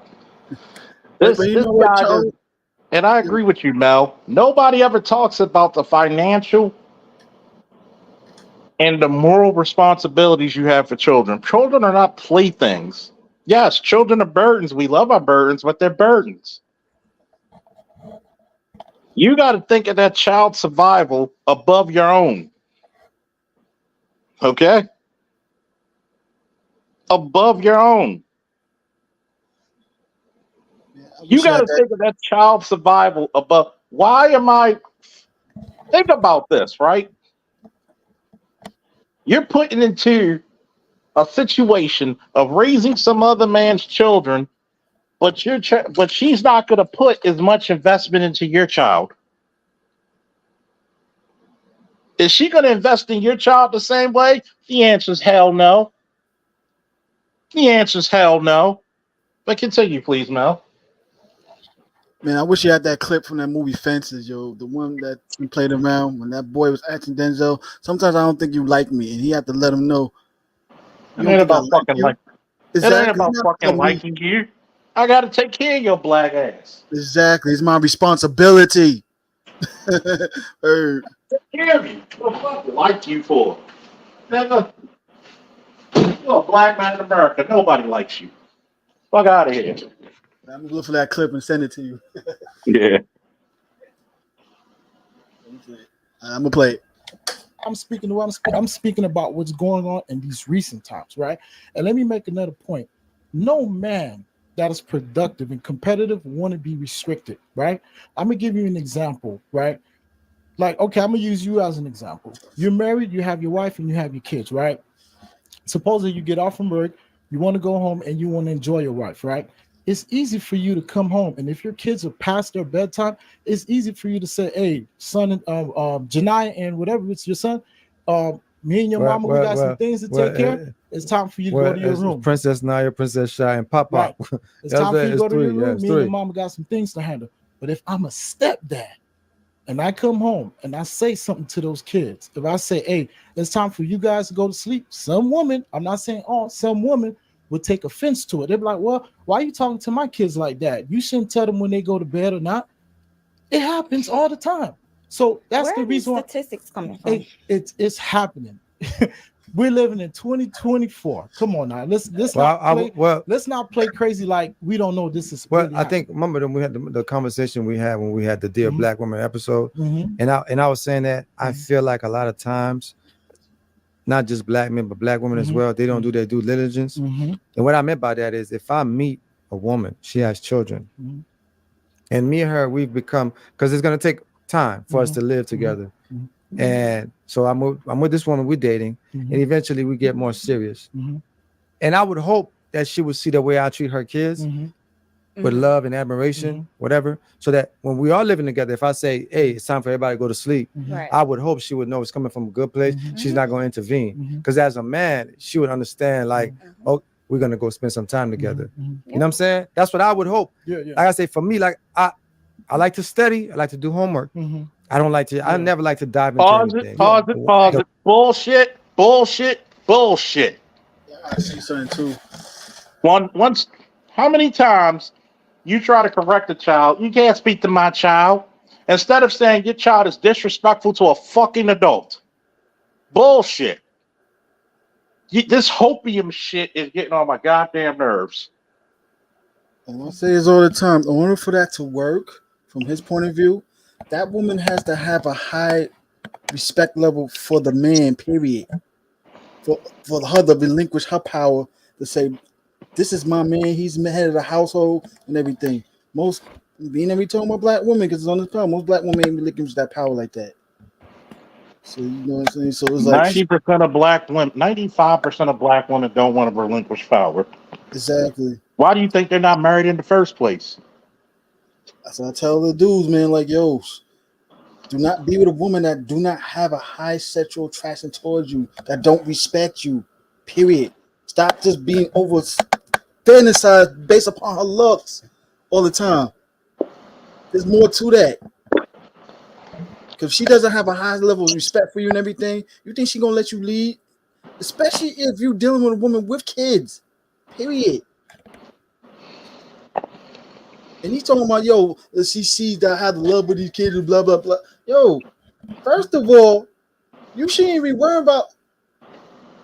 Yo, shout out to Miles Cunningham earlier when I was listening to the show. He said one thing that made so much sense. If you're dating a woman with kids, that man should not even be worrying about wanting to see the kids until after a year of y'all dating. Period. If she wants you to see her kids after 90 days or all that mess that early, you better leave. You got to understand this, man. And don't worry. Everybody who's in the panel, you're going to come up. What scares me is niggas like this. That single mother shit has robbed young men and older men of their fucking logic. Exactly. At some point, you got to be like, if shit doesn't work out with her, and I have a kid, and she's taking that guy to downtown, and she's not letting the guy see the kid, am I next? But because she tells you that you Johnny Good Dick, not realizing she said to all the niggas, you think she's not going to do the same shit to you. You are fucking mistaken. Continue, please. The one time I ever dove into anything, oof, and for me to clear this up, bro, let me make this clear. And when I'm speaking, I'm not talking about single traditional mothers. I'm not talking about those. I'm not talking about single traditional. I'm talking about single modern mothers. But as a man, in as a 2024. okay, That's but, what I'm but speaking as a on. person such as yourself who's very traditional, Right. There's no way you're gonna fall into that kind of situation because you're traditional. Right. So that means the woman you're gonna be looking for is gonna fit that criteria. Right. So those examples shouldn't even exist because in your mind you're gonna do your homework. Right. That's what I'm saying. Like and I But you're understand. saying them or speaking them as Damn, if this V, is why something you that didn't let you me would finish? I had a good point to going. realize. So y'all, I've been letting y'all talk. No, but I had a good. I was trying to go ahead. I was trying to drive a point home. But Go ahead. No, Now, no, go ahead. go ahead. Go ahead. Because your point, I'm gonna let you go ahead. Because again, like I said, I'm listening as from a woman. So my responses to you are based upon what you're saying. So it's almost like counterproductive because you're saying one thing and then you're saying something else. So you're saying I'm not speaking for. Okay, so that's what makes it like a little bit difficult because when you say these are happening right now in these times. I need statistics. I need data. I need something to support that. And the reason I'm going to say that is because, again, when you say traditional, you're not talking about modern. Pause it. Have you noticed that now she needs data? But I could easily pull up data of a single father getting the same results as two-parent households. But you need data when there's plenty of data that says if you keep a father out of a child's life, you're giving that child a heightened sense of danger for their life. Now you need data.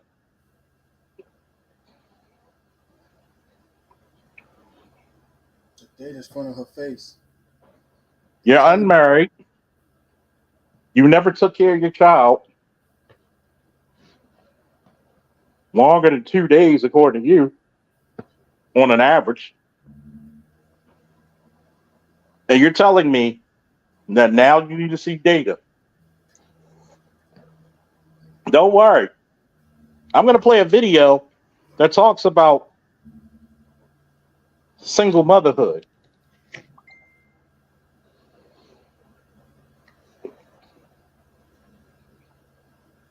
Continue, please, Mel. So tricky going into that area, right? I consider myself to be a modern woman. Oh, no, however, I was raised on traditional values. Okay. So it depends on how you would then categorize, right? Pause. How the fuck are you a modern woman, but you raised on traditional values, but you a single mother? You basically damn near a teenage mom. But you raised traditionally. You would have married that man, you busy bitch.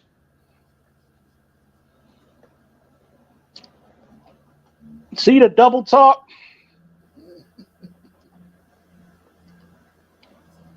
God damn, man. That brother in the gray shirt, he deserved to be a millionaire dealing with this bitch. Continue, please.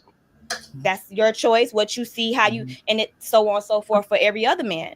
So you understand what I'm saying? Like, so to say that's what's going on right now, I have to disagree. And I'm disagreeing because I am a modern woman. And I have modern friends that are single mothers that would completely wholeheartedly disagree with what you're saying. I get your point, but let me ask you this, Vic. So you don't think that a man that is productive and competitive, taking on a pre-made family, so you telling me that's a good thing? Okay, let me ask you this. How are your kids are going to be an asset to me if I was dating you?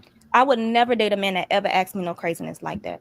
I would never, because you would never ask me how my kids would be an asset to you. That's the thing. That's insanity. But see, I'm coming from a logical standpoint.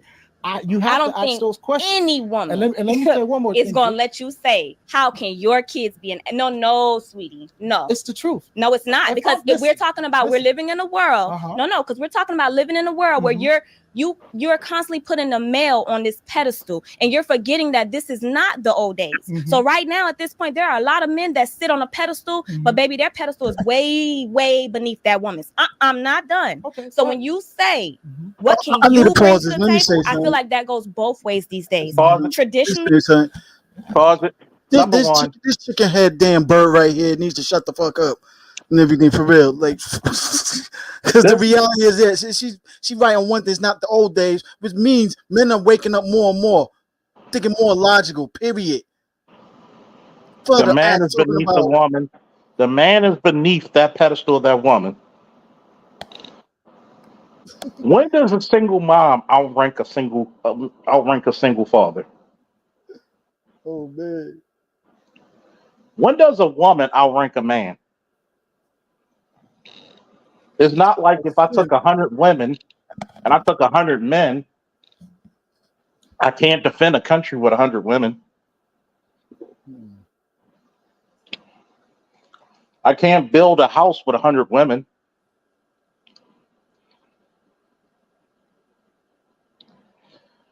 You think that you're on this pedestal, but you still look like a hood rat. You still act like a hood rat. You never had your fucking kid. You're the quintessential hood rat. But you think this is what they said. These bitches think they're better than you. And they worst off. But no praise has been given. You praise your stepfather, but why did he divorce your mother? Exactly. Why didn't you marry your child's father? Smelling I right. remember the guy in the middle who they call Moist Death. Moist Death. He said he dated in high school a chick who was out of high school with a kid. Why didn't you marry her?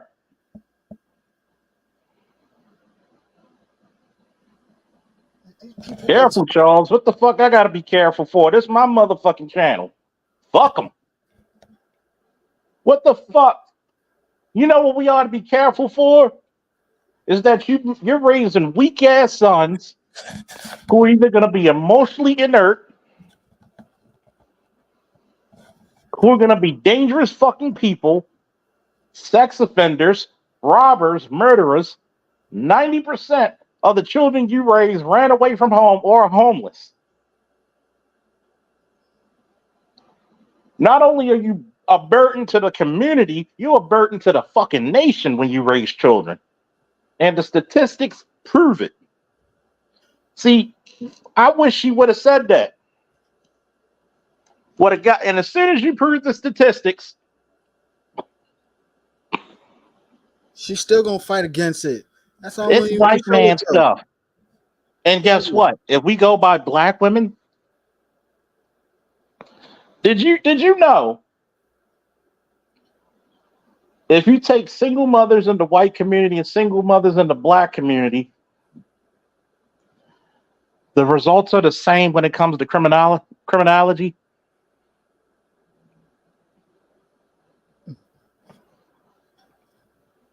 Do you really want to raise children with women like this? And then on top of that, you break up with the bitch. You've been with her for 5 years raising this kid. You have no fucking... You need to be mindful of your tone and tender in line with what boys fuck moist twackins. Tell them I said it. Tell them I never had to wait for a bitch 20, 30 years later to marry her after she passed her prime. Thank you. Did Ted Bundy have a dad? How many of these gang members out here have fathers? But here's a question. Why are so many women willing to have babies as single mothers and not get married? Continue. Back in old days, women couldn't bring that much. We didn't have that much. We weren't able to accomplish as much. Bullshit. But we have Pause come it real very, quick. very far. So you telling me your mother, your great grandmother who had to go fucking skin chickens, kill a chicken, fix a home, straighten up a home, teach her kids how to read, sometimes the fucking neighborhood kids, work a fucking cleaning job. She couldn't bring much at home and cook. You bitches have jobs to sit on your ass all day and you can't even cook for your own fucking children.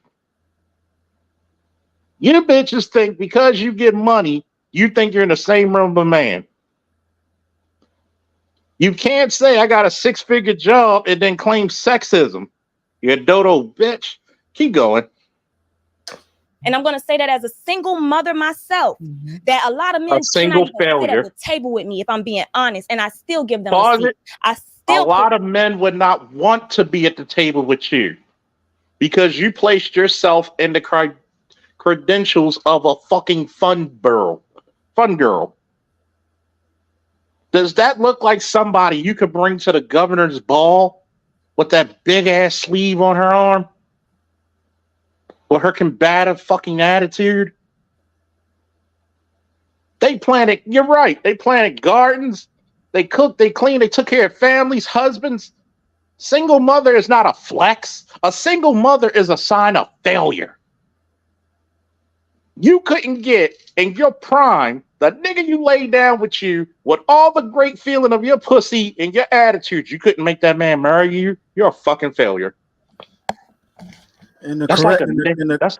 and the that's like a clarify, nigga. Slim, just for the folks that don't understand, there's a big difference between a single mother who just went out and became a baby mama, didn't get married, nothing like that, and a single mother who was actually a widower, who was actually married and a husband. You're not even considered a single mother. That's why they have certain names for you, like divorcee, like a widow. There's certain reasons we have certain words to separate you from being a fucking single mother. If you're a divorcee, you're not a single mother. If you're a widow, you're not a single mother. Exactly. But you trying to put these single, instead of saying, look, we failed. Think about this, right? And before we play, you got 33 different contraceptives to prevent pregnancy. And you still failed to have a child. Why didn't you marry that man? Because you're defiant. Please continue. push the seat open for them to sit down and show me what they can bring to the table for me. Because I know intellectually, I know financially, I know on a 1,000 different levels, they don't even meet me halfway. So when you make a statement like that, again, You never like have I to said, meet I'm a single you never have mother. to meet prostitutes. I'm a modern halfway. woman. I have so many friends across, not just in Florida, this is not Miami. I'm Oh, talking Florida, about good friends, job. period. And they're single mothers, but they bring a lot to the table. And for a man to ever Bullshit. ask me what my kids could do to benefit him, he would never even speak to me again. All right, but let me ask you this question, Vic. So do you want a man to come in there and share his resources with your kids? I have a question. No. I have to counter it. I have to counter it. Just answer it. I need a He's yes or sharing no. it. Do I want him to yes. come in and share his resources with my Vic. children? Yes or no? I'm trying to get clarity Okay. on a question. If you Pause it, dating Mel. a man- Pause What it, is the Mel. resource? Bitch ain't getting no damn clarity. This is a conversation I will not have with this damn strag. Period. This is why. I'm gonna tell you one thing about when a person recites your question like that. If you look at her eyes and her motives, she's trying to think of something to say instead of saying the truth. Should a man have to share his resources with me because she knows she's about to tell an untruth? Mm-hmm. This is the reason why we should be thankful for videos like this. Because when women try to say, no, we're not like that, this is the reason why you do have conversations like this once in a while. Because I know every once in a while we about to simp.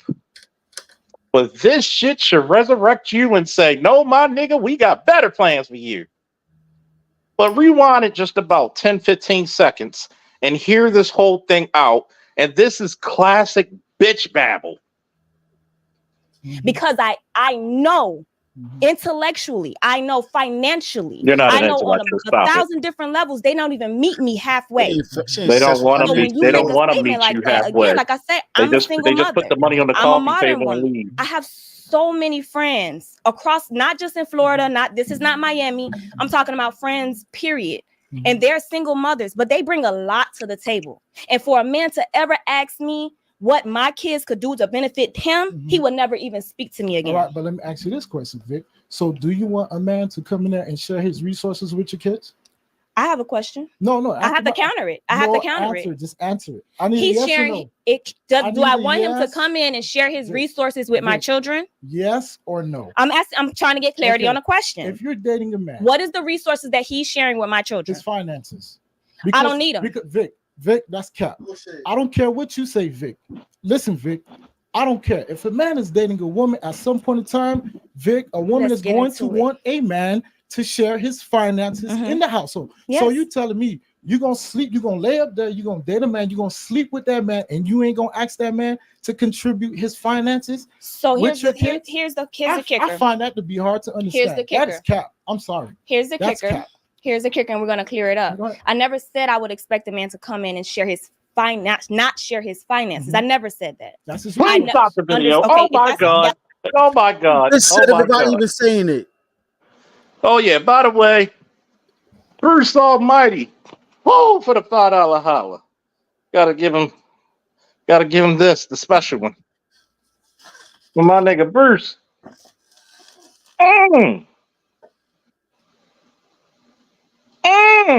One more time. And for my man, Electrician. Some motherfuckers are always trying to ice skate uphill. Thank you for the support, fellas. Thank you. Man.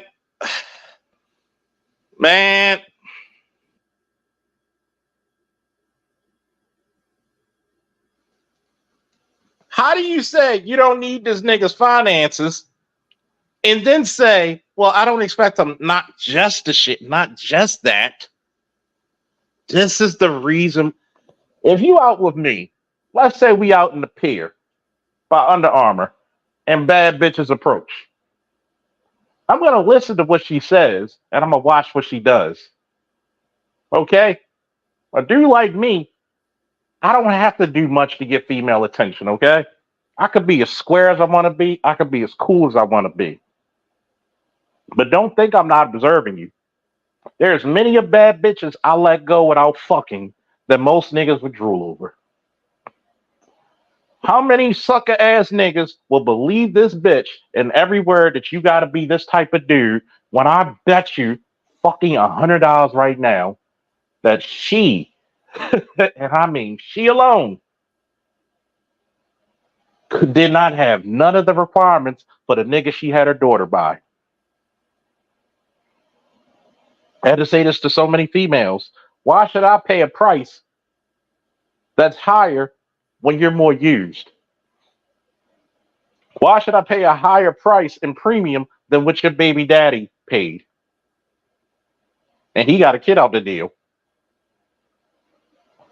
Why should I have to protect another nigga's legacy and he could just sit back and just twiddle his thumbs? Rewind that shit a little bit. 10 seconds. 10 seconds, please, and play. Here's the kicker. I find that to be hard to understand. Here's the kicker. That's cap. I'm sorry. Here's the That's kicker. cap. Here's the kicker, and we're gonna clear it up. Go ahead. I never said I would expect a man to come in and share his not share his finances. I never said that. That's his resources. Okay, if that's all the resources he has, that's problem number one. We're gonna start. No, that's definitely problem That's number his one. resources. That's not enough for me. How So that's not again, enough? it's not. because I have my own money. So when you start talking about modern women and you're sitting in front of a woman that makes well over 6 figures a year, you're not going to tell me that a man can step through that door and tell me, what can your kids do for me? No, baby, what can you do for this household? Because this household runs effortlessly without your finances. So the expectation would be, if you're stepping through this door, why would you step through my door and you're not able to provide any resources? Okay, Vic, listen, I don't care if you make 6 figures. You know why? Because at the end of the day, your 6 figures is for you. You would never share it with me. At the end of the day, why would you think that? But Vic, listen, at the end of the day, whether you make 6 figures or not, you will still want a man to come through there to take over the finances, to take that burden off your shoulders. Don't give it to Vic. Every woman wants that. So when I hear women say that they're not looking for a man to share their resources, that is cap. Let me finish making another point. No, this is another risk. Listen, Ralph, let me make this one final point. This is another risk of a man that is competitive and productive, that's getting to a situation where he's dealing with a pre-made family. Who was to say, if I was to marry you and you divorced me, you will go to the courthouse and put me on child support for the next 18 years for kids that don't even belong to me. And matter of fact, even if I'm not married to you, if I've been dating you for a substantial amount of time, depending on what the state, you can still go and put me on child support for 18 years for kids that are not mine. So to close it off, a man, a productive man that's dating a single modern baby mom in this generation, that's a lose-lose situation. And I'm gonna end it like that. I'm just and also like to add also too, being that she told me she makes a little bit over 6 figures. Let's say she makes $300,000 a year. If that man makes $900,000 a year, what the fuck can you do for him with your little $300,000 a year, lady? Let me ask you this. He said he has to spend some of that money on you and your kids also too. Let me ask you this question. In a woman's mind, what's better than spending her money? Somebody else's. Exactly. What the women always say. My money's my money. Your money's my money. Not ours. None of that shit. None of that shit. So please with but that. You telling me in all this stupidity that she spoke, God willing, God knows it, this is the type of bitch we supposed to marry? Get completely the fuck out of here. And what's the problem is, Charles, now think about it like this. Well, she's obviously not been married before. If she was married or she had been married, she would know that the sharing of the resources is all in the marriage. Because let's just say that man dies and he got 1 kid, but you got 4. And who is he when he died? Is it not, unless he put in the will, ain't she gonna get all his money? Hell no. I think she gonna get the will. She gonna get the will. I think honestly, I think a lot of niggas need to start getting wills and put all your fucking shit. Do a trust. A trust is actually better. A trust or will, and actually put it all to your kids. Why? Because guess what?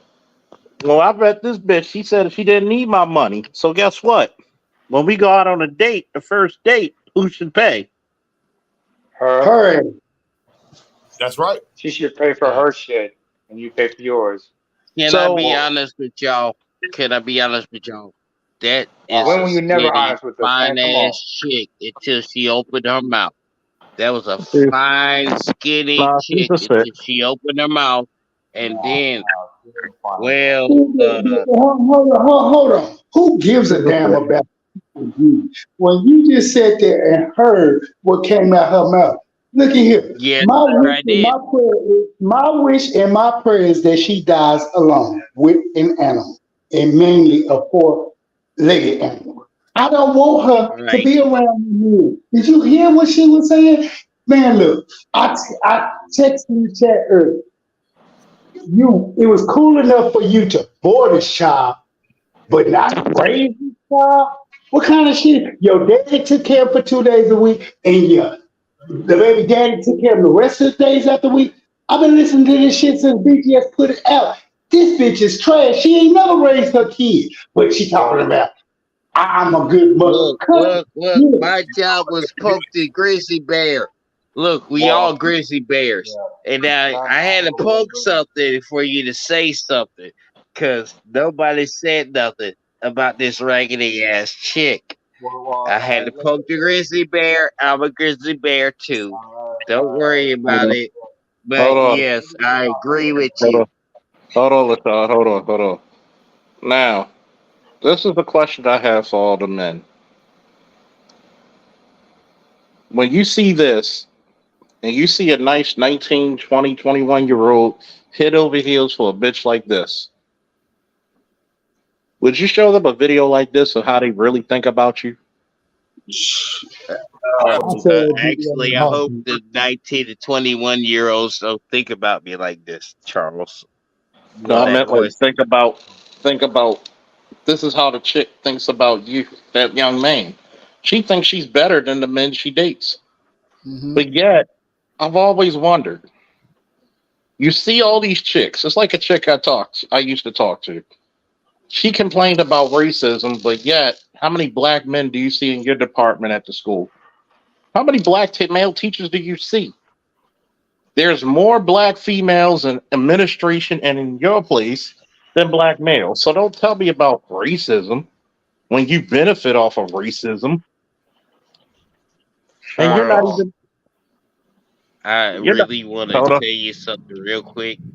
You know what? Old women teach young women. Old women teach young women, and then expect the young women to give them some young men. No, they compete for the same men. That's why, if you ever notice, older women get easier.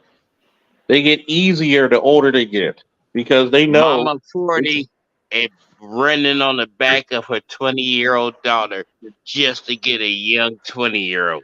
Yes, sir. You right. Mama 40 and trying to run off a young child back.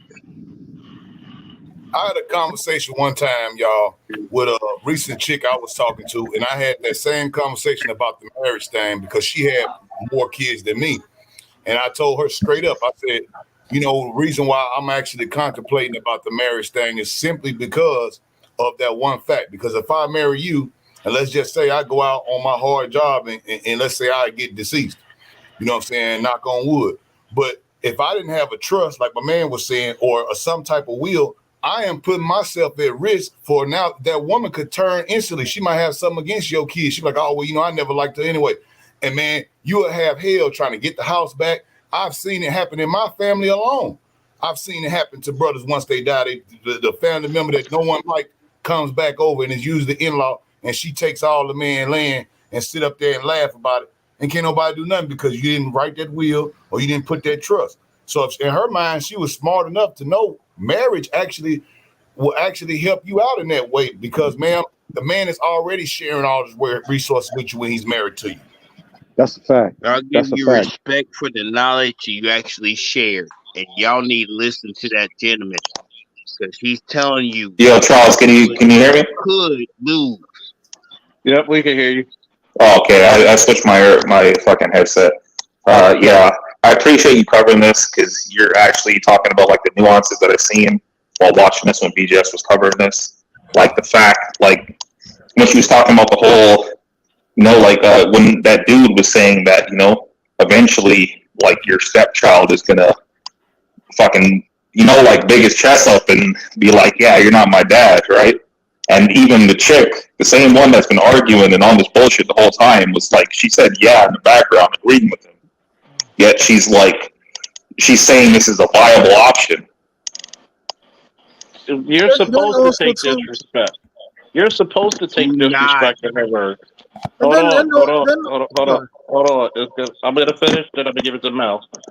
And you got to realize, in the eyes of black women, you're supposed to take fucking disrespect. You're supposed to take all the responsibility, none of the credit. Look at Zion when he got fucking drafted. Where's his career in the NBA? Getting a bunch of fucking strippers pregnant? But yet, if it wasn't for your fucking stepfather who was training, but you thanked your fucking mother, But you couldn't thank the man who actually got you to the NBA, got you those millions. That's the reason why it's not fucking worth it. You look at a chick like this. Does she sound like she's going to be your piece at home? And then you can only imagine how her daughter acts if she acts like this and it's recorded. Right. And then the village that she keeps speaking on, brother, that village, do you think that they're going to be actually on the right logical side of things, even if they see her messing up and doing wrong? She got a good dude at home. No, they're going to go exactly with her. And then you say 2 days out the week, you got your kids, you got the village raising them. Well, when the kids get old, who they going to respect? They're going to respect you or they're going to respect the village? And this is the they part got where 5 days of mama being a hoe, and they got 2 days of you being a good man. What's the math? Then we got the biggest logical thing also too, man. What type of baby daddy do she actually have? Because y'all all saw what happened with the barbershop situation. She ain't speaking about that. Like, do you have a crazy baby father despite even if he's not doing the job or not? How crazy this motherfucker is. I tell dudes, pay attention to how she speaks about her baby father. If she speaks so much negativity about him and shit like that, run. Yep. I'm gonna say one thing, and thank you for letting me say it. But you know, Kobe Bryant's ex-wife after he died is better than what the fuck we got to deal with, because she's fully on table and on board. She's Kobe Bryant's wife. We don't even get a wife. You don't even get a buddy. A wife. You don't even get a basic ass wife. Yeah. Kobe go ahead. Bryant's wife. Let's respect her. Who was calling me? Hey, what's going on, Charles? This is Electrician, man. What's What's going up, on, brother? Electrician? Not much. Hey, look, I want to go back to what my man was just saying about the village, and I put in the comments is that this village is basically made up of some hoes and some simp ass niggas. That's what the village is made of. Basically, because when you are allowed to only have your That's have your fact. kid two or That's two or three, yeah, the grandma, the grandma, the whoever, the stepdad, he'll get it. You know, even though he divorced from the woman and everything. See, the whole thing is, like, this is where all that entitlement persona comes in, because you can't. It's funny because it's kind of ironic. I just had this conversation today. I said I was out on a date with this woman, and she said something really kind of slick, and I checked her about it, right? And I said, you know what? And I knew I was done. I basically, in my mind, I was like, all right, don't worry about it. I ain't gonna never call you no more. You ain't got to call me. And I simply told her, you know, it's unfortunate how much your father failed you. Or did y'all get that? Your father, your parents fucking failed your ass. Okay, your parents fucking failed you. Now her parents are from the baby boomers. Your parents failed you. Your mama failed you a lot. What was that, bro? What was her response when you told her that? Oh man, the shock and awe came. See, that's what needs to happen. Shock and awe. See, because they ain't. See, the thing is, they've been that bitch over the head with a steel chair with that back right. Don't have to do that. All you got is steel chair back, boy. I mean, Hold on. the thing. Finish it like Christian. No, I was just gonna finish up, Charles. The thing is that what's happening is they're getting disappointments. They're not getting things are not working the way they thought they were going to work out. And now what's happening is us as black men. Guess what? We all your fuck shit. It's over with. And the older you are, the harder and raw it's going to get. Don't expect me for a 40-year-old woman to treat you like you 5 now, baby. Don't do that. What the fuck is your problem, woman? Who fucking raised your ass? They failed you. That's what's happening right now. I had to say this to a chick. I had to say this to a chick. Hold on. Let me know when you done, because you is going in full tilt. But I'm gonna tell you, I had to tell that to a chick so I can follow up. I had to do that to a chick when she was acting stupid in the harbor. You getting jealous because females paying me attention. I'm not paying them attention. So you go to this poly couple, try to smile up in their faces. The white bitch saying you being disrespectful, trying to hug and kiss on their man. The black chick pushed you in the harbor water. Ooh. And she tried to tell my God, said, he didn't protect me. I said, did you stay with protection? Did you listen to protection? Did you obey the protection? Now, tell us why you got pushed in the water if she was quiet. Fuck their feelings. Yeah, because at the end of the day, they say, fuck yours. Charles Faulkner, you realize the grandma, the mama, and the daughter is trying to get your ass right now? They all whores. Like, so I ain't gotta worry about your mama. I gotta worry about your grandma. All you need is $20 for each, Charles and you Faulkner. put them on the nightstand. That's all. You don't have Charles to. Faulkner, you a bad motherfucker, and you got the grandma, the mama, and the daughter trying to get your shit. It wouldn't be the first time. Let's leave it at there. Let's leave it at there. Let me put it to you this way, LaShawn. Let me put it to you this way, fellas. Sometimes there's gonna come a time in a man's life where he's not just sick or tired, but he's sick and tired. Your disrespect is not needed. It's not appreciated. We let it won't be tolerated. And it won't be tolerated. Gone too long have been a day we've allowed this shit to go unchecked. And you look at this chick right now. We're gonna look at check this chick right now. You already said. If you look at the full picture, she has red tips on the fucking end of her braids. She's got a long ass fucking sleeve tattoo. She's letting you know about her lane. Her lane is hood ass culture. She got a tattoo in between her breasts. That's not somebody you take to the fucking. When you look in the wild, you see them wild animals. How do you know the ones that is poisonous, Charles? You look at the bright colors. You realize men have respect for our penises, and you need to respect our penis. No. Shut up.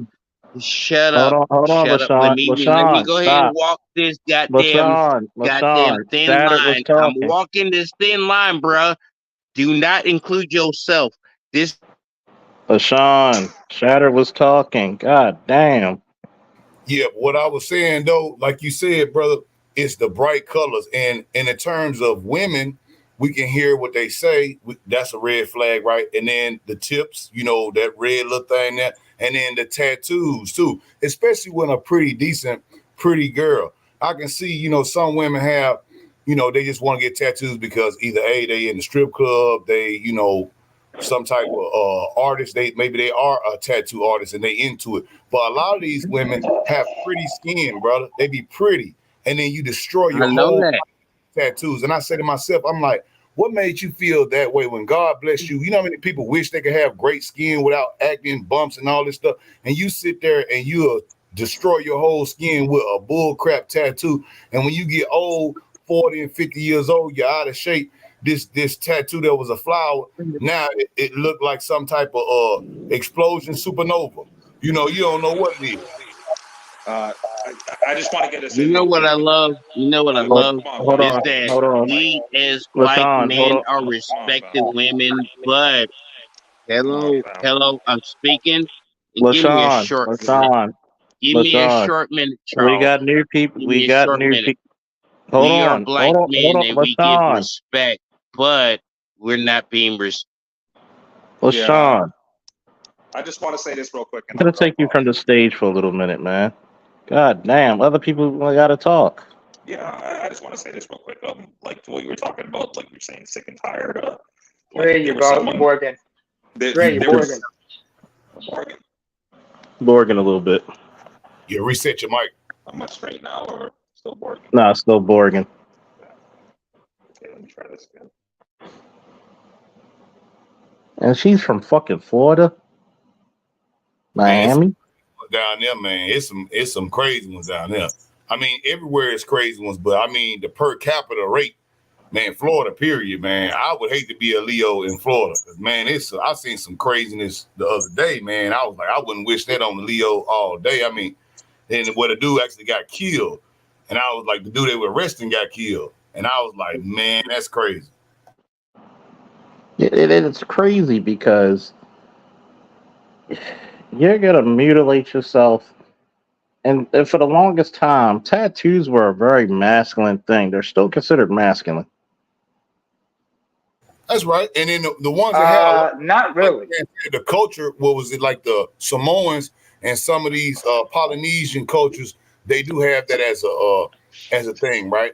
But that's in their culture, you know.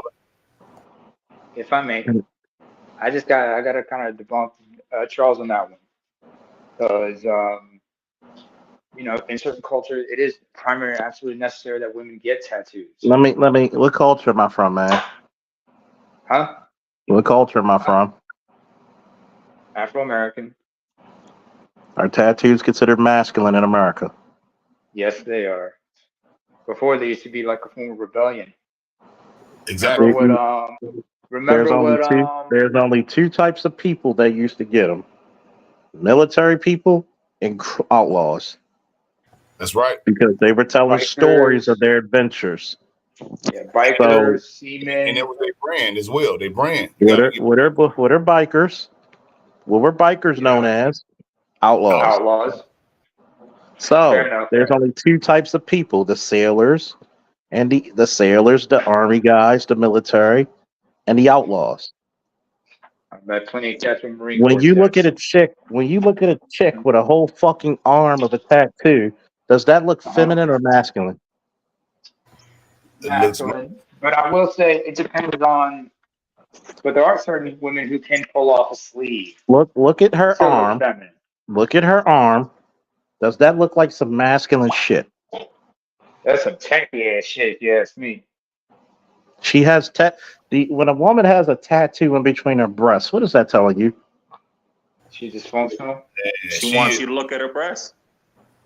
Because it told me I'll never go back to her again a day in my life. The day she got one and say, "Oh, is there any?" Nope, you fucked yourself. You never ever come. Bitch is ratchet. And most of the time, yes, my ex-wife. Yes, I admit it. And most of the time, even in the Polynesian community, there's a different set of tattoos for the women than the men. Yeah, for the men, it's called the pea, which is basically from the waist down to the knees.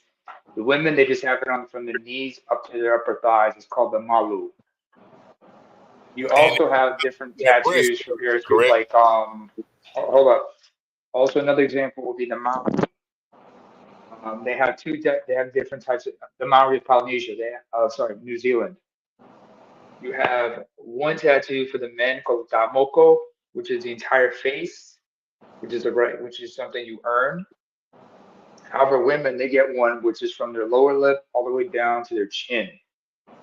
There was a big uproar, I remember, when a white woman got one. And she was married to a Maori. People were upset about her, getting that at Moko because they thought it was cultural appropriation. And the fact was, she married a Maori. And she got permission from her in-laws. Who had to get clearance from their tribal chief to do that. Because when you get a tamoko, because these Polynesian tattoos, they tell a story of who you are, where you come from, who's your family, which island you come from. It tells everything about you. But most people, they get like the generic ones, so they don't get wrongfully associated with certain people. And this woman, she got one. This white woman got one. I just want to say this real quick, and I'm gonna hop off. Go ahead. Yeah, I'm glad you were calling this stuff out, especially that, there was that part where, he was like, I could offer you marriage, and she's like, that's it.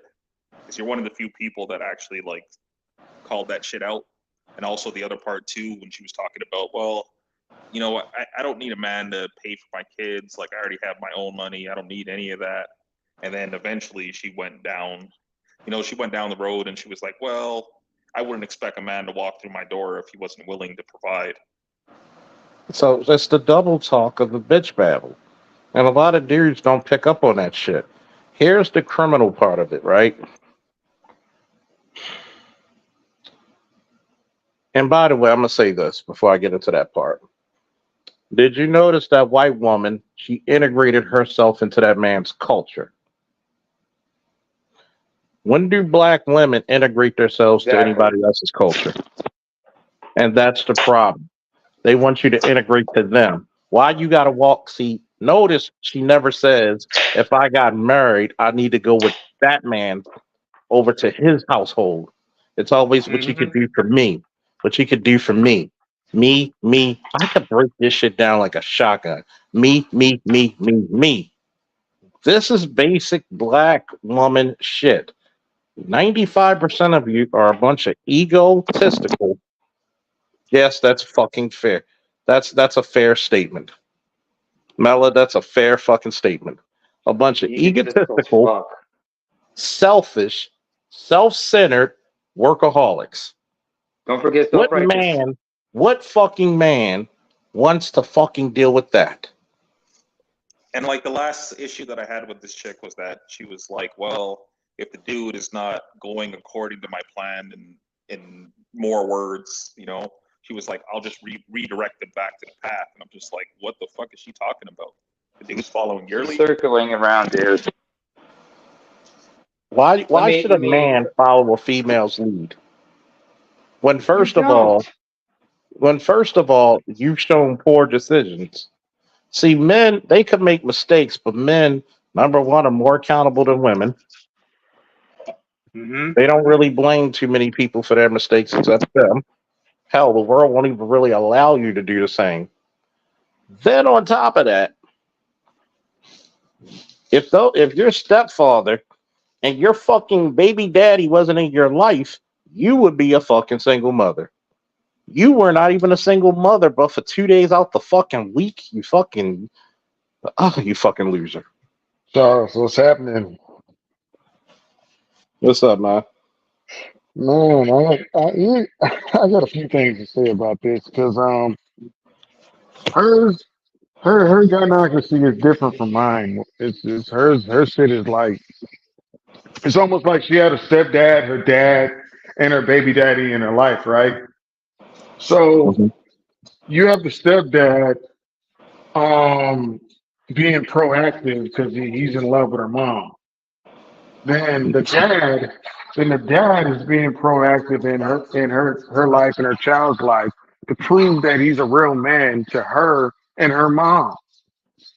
Then the baby daddy is like the third string guy where she just utilizes him with pretty much, you know what I'm saying? And she didn't want to marry him because you already have two other black males trying to prove themselves to you pretty much. You have your dad and your stepdad. And really, it's straight luck because it's really through her mother that she has all that.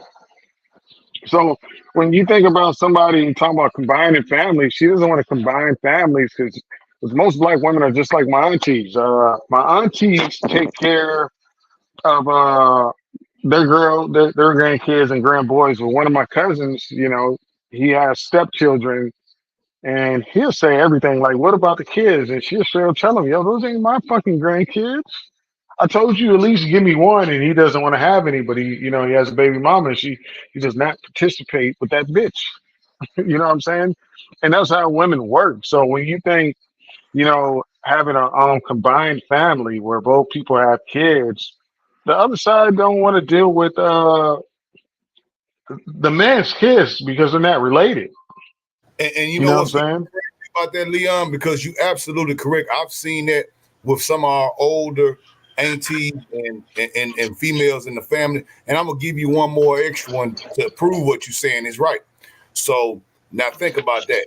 And then you have some of these single women who will get up here, and we've seen countless videos. Even Kevin, rest his soul, would ask the woman to try to put it in their ball game. Like, do you have a son? Yeah, I got a son. And he'll say, well, do you want your son to go over here and take care of a woman that's already got 3, 4, 5 kids and he ain't got none? And would you tell your son in an honest face, tell him straight to his eye, you probably, and some of them women will hear what he's saying, know it's right. And they'll sit there and say, well, if he love her, then he'll take the kids. And I'm like, woman, you crazy in a box of damn monkeys, man. Because I promise you, nobody gonna be saying that. Because if he do marry her, think about it. The money, if that man died, is gonna go all his house, everything he built. Your son gonna go over to them. And maybe she was cheating on him, half the kids ain't even his. You know? So her mom literally is the outcome. So she talks about how much she makes, and I've talked to y'all with utilizing both sets of the grandparents. That's how I accelerate my income pretty much. Me and my wife accelerate our income because we use it. Like that's what I said earlier. I waited until my mom drops off my son or whatever, and that gives you the ability to work 60 hours and still get an adequate rest and shit. That's right. Good idea right there. A great idea. And but her situation is she interacts like this, Charles, because she has her stepdad that was in her life pretty much the majority of the time, and she has a dad. So she had two guys consistently trying to prove themselves that they're men. You know what I'm saying? And so she can do that shit and have these crazy expectations because again, she had the stepdad and the dad and the baby daddy trying to prove themselves. She had a kid at 19, so he's getting it from his family. You need to provide for that kid. You got to do all that. The stepdad, he's looking at the mom like, I love this woman, so let me try to be the best stepdaddy. And she has her real dad saying, I'm not with you, and I probably missed out on some time, so I got to prove myself with the grandkid. I got to take this kid as much as I can, and give you what I mean. Give the child what I didn't give you, pretty much. You know what I'm saying? But her behavior about it is something that I'm like straight up against, because she didn't bring up her baby daddy's side of the family at all. It's a they don't, Right. And it goes contradictory to what she even said. She said, well, I would not take a man that's already got kids, yet you already have kids, have a baby daddy. I wonder what the baby daddy would say. So is that just his only kids? Maybe that's why you gotta psychologically go into that. Maybe that's the reason too. Her baby daddy might have multiple kids and this and that. She might not want to be here. That's the drama. So it's always intrinsic drama, no matter what. And I know real men, especially myself, when my exes, hey, look, they not finna come over and mess up nothing I got going on with my new chick. That is a no-no. Period. Well, when you think about these multi-families, say if he has both kids and he's dropping his kid off, and like me, I come back with some Jordans, and my brother, my step brother, is wearing some Skechers or some shit. I come back with a throwback from hanging out with my daddy's side of the family, and these motherfuckers got Skechers and like a regular polo, not Polo Ralph Lauren. And I come back with an Xbox, and these fools is playing Nintendo. Shit happens like that, and a female like that is the type to pretty much say, if you get something for your son, you got to get something for my child too. You know what I'm saying? And so most people don't really sit down and think of that until they're actually in the relationship and they're grabbing their kids something, and she starts treating you fucking different. You know what I'm saying? Do you know how many times I have bought all kind of educational aids for my daughter when I didn't have custody of her? I would go down and see and bring her to my house, and I would buy little stuff, buy iPad, boom, upload the educational software, show her how to do it at the house, bam, now take it on home, buy her some Jordans, buy these different things. Okay, she like for her school clothes, this and that. Now, she got aunties and uncles, that's almost kind of her age by 5 years different, and everybody else kids and stuff that ain't mine. You know how long that stuff lasted down there, man? They were stealing my baby stuff. I mean, just dogging it out. I had to start being like, well, you know what? We're going to keep her stuff up here where we stay at, because if I take it down there, y'all folks, y'all ain't got no iPad. Y'all don't know how to treat nothing. And then she getting stuff, they're going to be jealous. Oh, you got a daddy. She would always tell me that. Embrace the shit.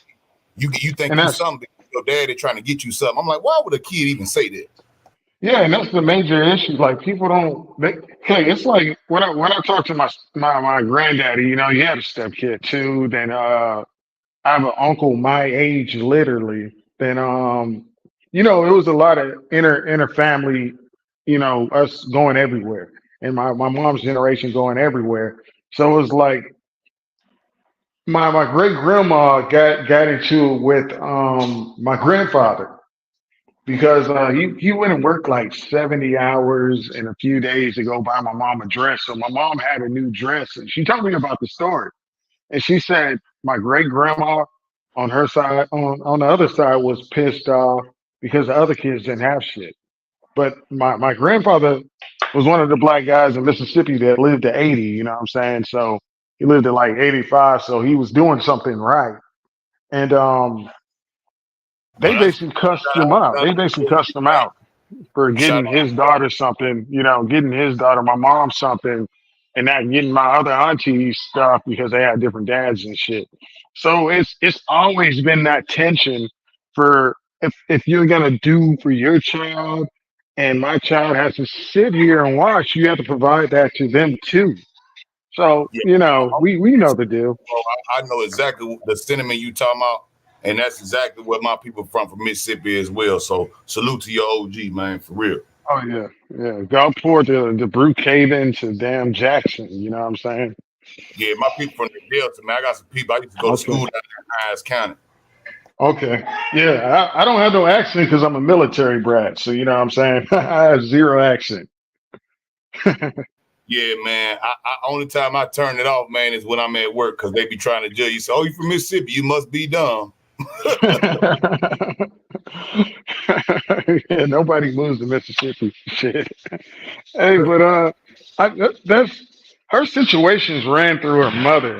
That's how I view it. Like her mother picked the right two guys.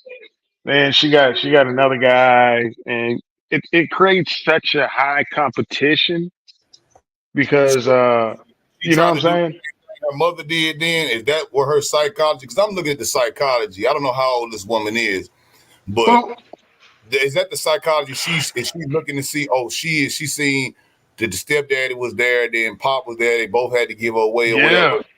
Does she Mhm. want to get that? She wants that for her life now because that's what she's seen in the mother, right? Well, no. This is the thing. She had her stepdad there for some time. Then I guess him and the mom divorced, and she had her dad there at the same time with her child. So they were taking two guys taking care of the grandkid plus her mom. That's why she could go out and she only had Mr. Charlie plus Mr. Charlie. Because what's you know, up? Mr. Charlie, cause I say plus Mr. Charlie too. We can't forget about Mr. Charlie because he in there too. So that's state daddy, and then Oh that's yeah. and then that's the other guy that's away from the baby daddy and the ex. It's also that willing simp that she could always recruit. I mean, she's probably got a draft line in her DM so long the American government will be wanting that for selective service. Oh yeah. But I think it really boils down to her mother, and she selected the dad that wanted to prove that he wanted to be the dad. And I think when people get to the point of being grandfathers, they try to make up for certain shit. So he's taking her child as much as he can, and the stepdad and the mom had the child, and her baby daddy. She was like, yo, I don't even really need you because I have all these resources. I got family. I can literally drop my kids off and he's not going to say no, and I can get my education. I can work these extra hours. I can improve my situation. And that's the point of using your family for. You know what I'm saying? And but her attitude towards bringing a new guy in, it's not because of her income. It's because of the things that she had to get her to where she is. Pretty much, that's how I view it. But look at the OG of the black man in that situation, even though we are right, we're not endorsing simp activity. But look at the OG, like you said, okay, grandpa, he might just be coming around now because, he want to be somewhere for the kids. He was into it with the mama, but the child grown now. They got grandkid. I want to be there for my grandkid. He ain't with the woman. And look at how honorable he is. Now you reverse that. That woman going on by her life, ain't worried about you. You think she finna look back on your child's grandkids, you think she gonna come and do something for them? Please. No, our aunties won't do it. You say you from Mississippi, so you know your cousin that don't got no kids, but he with a Section 8 chick. They got 2-3 kids. Christmas come around, birthdays come around, begging they mom to begging my auntie and they mom to get the kids, but mama, they kids, do something for the kids. And she like, nigga, just have me one grandkid. Like, you know what I'm saying? You here with this chick, give me one grandkid. I ain't doing shit for them. I'm getting DJs, I'm getting Leon's child something, I'm getting my girl something, and my granddaughter something. Fuck her and fuck them kids.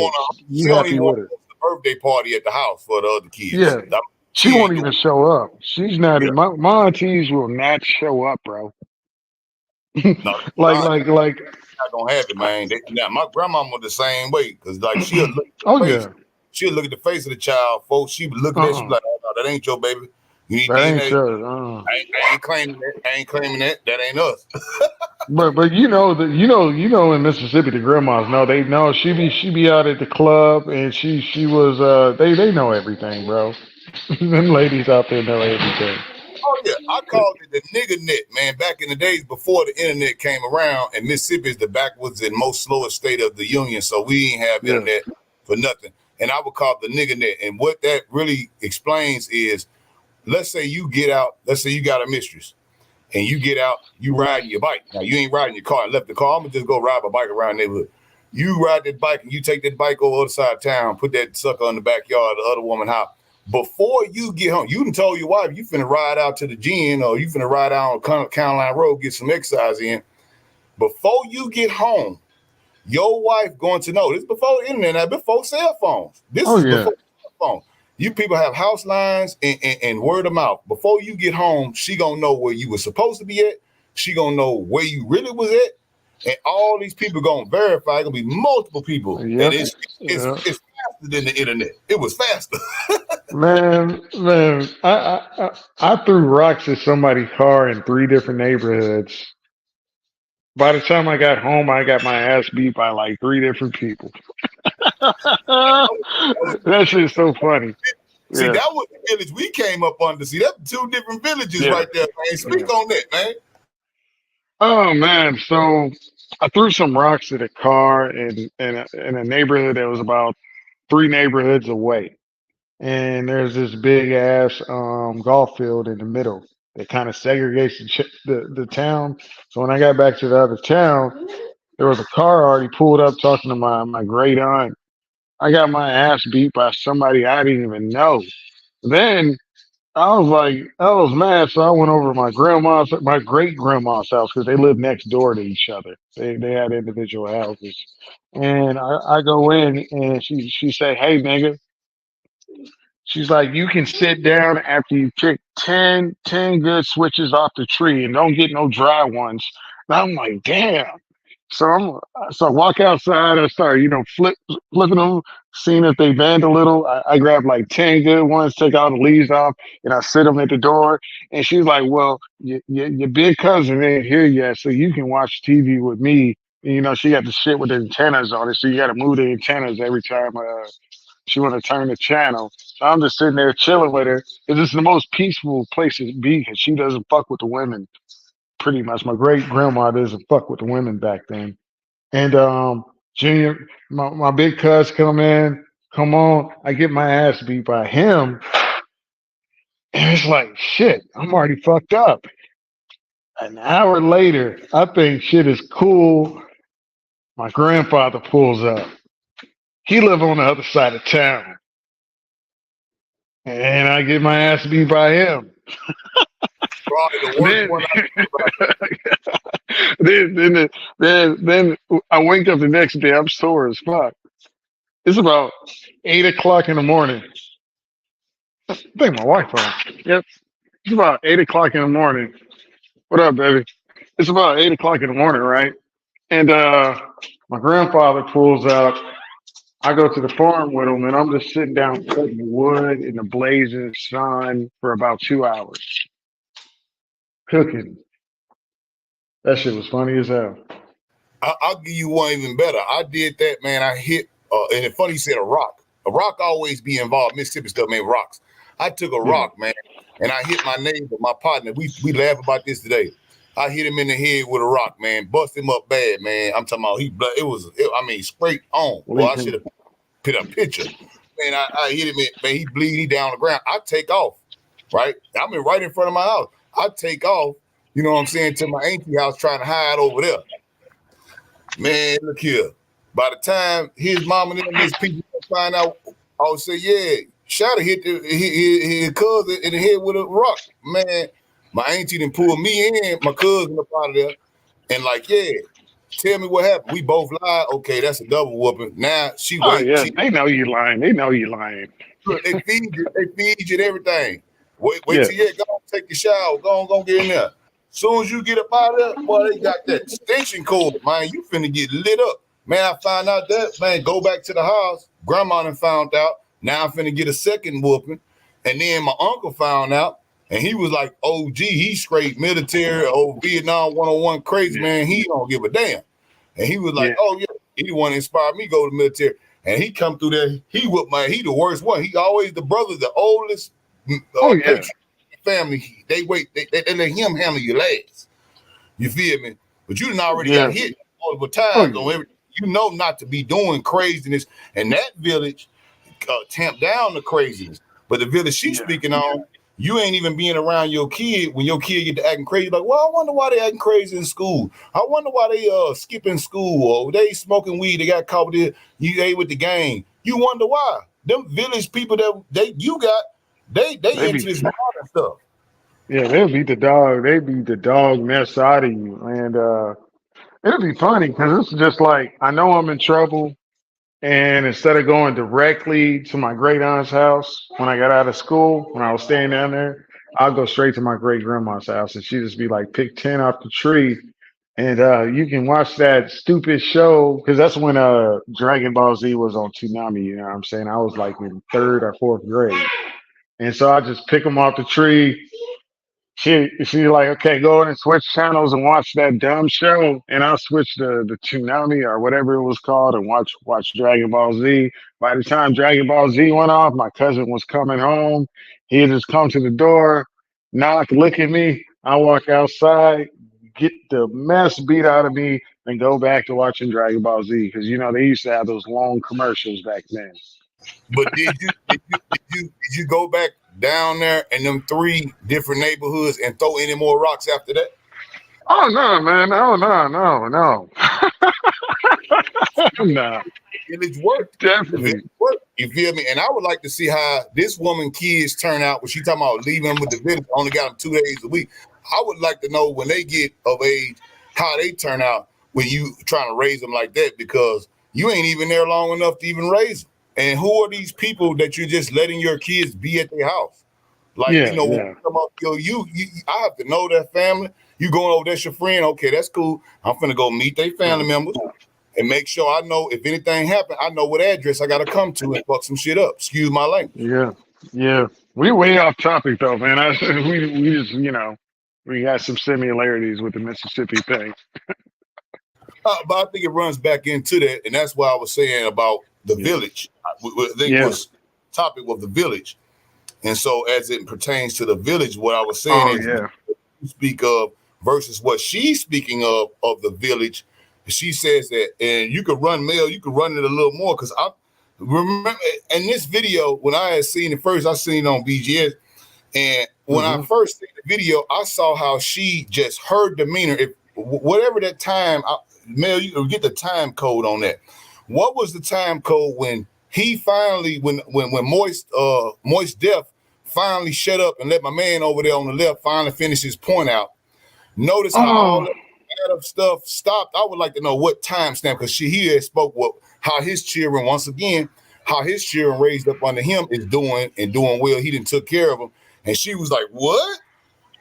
I think when I listened to Moist Def or whatever his name is, I think it was more of like, see, when I was in my 20s, I used to play with my friends' kids. I used to hang out with them while they go out and handle stuff, babysit them if they wanted to go out to the club. And it's like, you just have fun with kids because you got a full battery because you don't have kids yet. They got kids plus they working, and they trying to figure out life and stuff. So my friends' kids used to hang out with me, but it's nothing like raising a kid. It's like you just burning off some energy, running them ragged, wrestling, throw them on the couch, play games, do whatever. Then they out of energy chilling. By the time their parents get home, they're yelling at them for why they not asleep yet or laying down. They don't ask you why the kids ain't laying down. They ask the kids why they ain't laying down. But Yeah, but black man but always does that, right? And then I would yeah, do that same thing with my girl, her sister kids, and everybody else, even her brother kids, everybody would come over to our house. And we over there in the country, so we got a big yard. We got I put a yeah, basketball little court up for them and stuff like that. So I take them outside and play basketball with them, when I get off work. And it's okay. I'm babysitting. It's not my kid. I'm yeah, babysitting. My responsibility is my child. So it's not babysitting when I'm taking care of my own child. So if you put yeah. somebody else's kids, your own kids on somebody else, you're wanting them to babysit. How can you guarantee that your kids gonna have the values if you yourself saying that you only do 2 days out the week with your kids totally? How can Yeah, you say that's why I say when I listen to it, I believe that was created through her mother, not her. Because when you look at it, it's like her step-husband, he's doing it because he's in love. He's in love with the mom. Then the dad is doing it because, he's like, okay, I didn't get to be around. And, now I'm older, I can sit down and be a grandparent. So she has those two resources to use. And she's looking at her baby daddy like, yo, I don't even really need you, but I'll use you when I want you. And I'm young and I'm hot and I want to do what I want and I want to do my thing while they take care of the kid. You know what I'm saying? Which is not bad, but it just it seems like an individual self-serving situation. You know what I'm saying? Well, how many times do you think, now looking at her and just hearing her psychological makeup as she speaks, how many times do you think when she offers her children up to the village that she's going to work versus the times that she wants to go out with Bo and Larry 1, 2, and 3, or go to the club and girls' night and this and that? Because I'm willing to bet you that it's at least 50-50 or probably more. Well, that's what I'm saying. I believe her dad, because that's what she said. She can drop him off to her daddy. He's not going to say no. Her dad's not going to say no because he has something to prove. You know what I'm saying? Dad had him 2 days a week, and the baby daddy had the rest. She never admitted to taking care of that kid whatsoever. She started out by talking about, I come from a family with a blended family who looks after me too. She dropped that whole scenario, and it was about her. But she never took care of the kid. Make it make sense. Yes, it's a self-serving situation. You know what I'm saying? It's not for the village. It's simply for her. It's like this is the benefit to me, but she's not proactively doing the same thing. She didn't talk about watching her cousins and doing none of that. It's self-serving. Right, and that's why when my man finally got his word out, and he was like, "Well, look, this is how I operate with my thing, with my kids." And my kids is doing good, and they, about to get ready and go to postgraduate. I think he said they going to school and they doing good. They, graduated and they going on about their life. And the look when he finally could get his word out, edgewise, the look on her face, her demeanor, her words, everything changed because she was actually listening. Now it took her that long to listen and hear because she know how her kids is.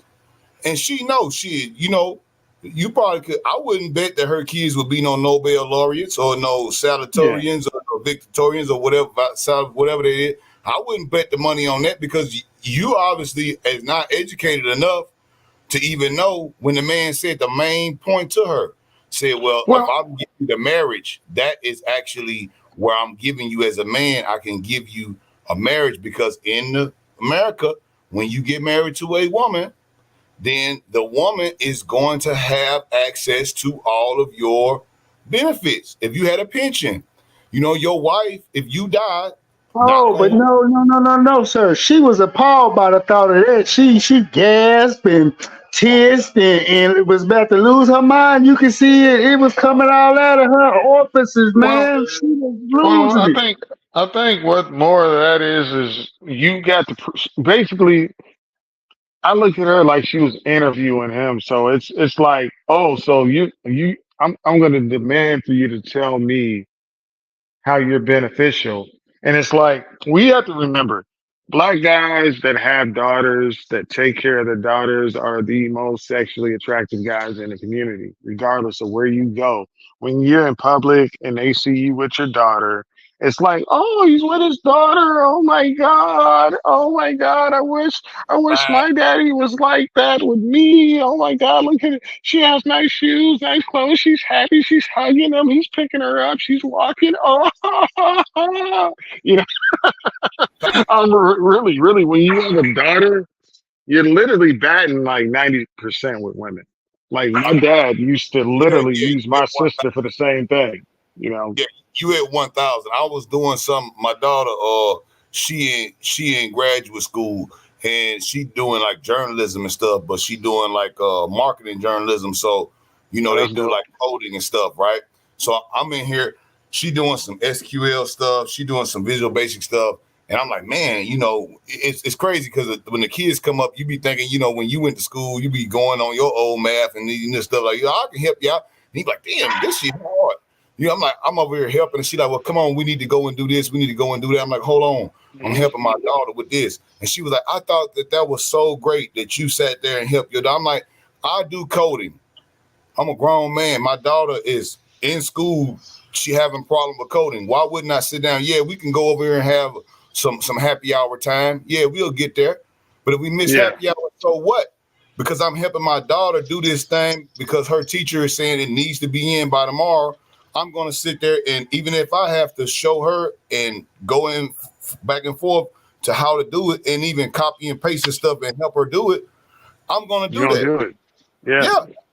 And you have to think, all the girls that didn't grow up with their daddies and they see that they draws get wet. like I got a boy, so it's like if I was on some trash, I could bat like 50%, but guys with daughters in public bat like 90%. It could be a girl that don't want you, but she sees that and it's just like, yeah, let me get his number. You know what I'm saying? That's right. You know, because that's what you're doing. You know, you taking care of your family, and then you don't need, you know, when a father, we already don't get all the salutations that we need, but that's because we don't care, because it doesn't matter. So we're out there doing it. We're actually doing. We ain't just talking about it on a podcast. You actually got to do it. You actually got to be there for the kid. You got to pay the money when they get messed up. You know, when they tripping, you might, you know, who knows? You might have to bail them out of jail. You know what I'm saying? Things like this happen. You know what I'm saying? My daughter was getting into it. The people when they had in Mississippi, they had a COVID lockdown where you couldn't even drive. And then she was about to argue with the police. She called me. I said, "Don't you argue with no damn law." I said, "Go on, take that ticket. I'll get your ticket paid, and you know I'll get you out of jail. But one thing I don't want you to do is be arguing with these police in the side of the road on backside of Mississippi, talking about you telling them what they need to be doing. No. I'll pay I'm your father. You know what I'm saying? And those women that understand that, you know, they grow up and they don't have these kind of problems. So, you know, this woman here, I think that if Mel, you still, if you play the rest of this video, I wanted to catch the actual time when that man finally was able to speak his word. Just look at the face and look at the face now. She's being defensive. She got her hand out. She doing the sign language. You know what I'm saying? Yeah. She talking. She's looking at old buddy because she ain't worried about Moist death. She looking at my man because he is saying something that's contradictory to her. That actually, when you check a woman and you stand on your square, I don't care what she say in the front, but she actually getting wet by saying because you checking her. The simp, they got the problem. women say everything and don't check that. I want you to think about this. I don't believe at all that Moist is a leader in his relationship anyway. Well, I'm just keeping it 100. the way he was talking, it seemed like, he's like, I'm with all the kids all the time. I don't have no problem. I'll take care of it. From what the energy he giving off is that he was with a woman that may have had 3 or 4 kids before he got her. One with her. Yeah. Right. So He's a community dude that they kept around, and she was like, okay, he's gonna take care, he's gonna do this. And he sit at home and play Xbox. He probably hang out, play with the kids. You know what I'm saying? Pretty much. But with the brother on the left, the one with the bald head, that was more of an interview to show how valuable he was to that woman. She was interviewing him. He just didn't get it. Because her whole demeanor changed towards the end when he's like, no, my girls got educations. I raised them. These are the outcomes. And that's when her face changed. And she was like, oh, because it was an interview. That's right. She was trying to see, she was basically saying, you need to qualify for me to be with me. To provide for me. Let me make sure you qualify to provide for me type of deal. You know what I'm saying? Mel, you still there? Mel, run the video, man. I wanted to see that time code because I want to clip that out, man, myself, just to clip that face.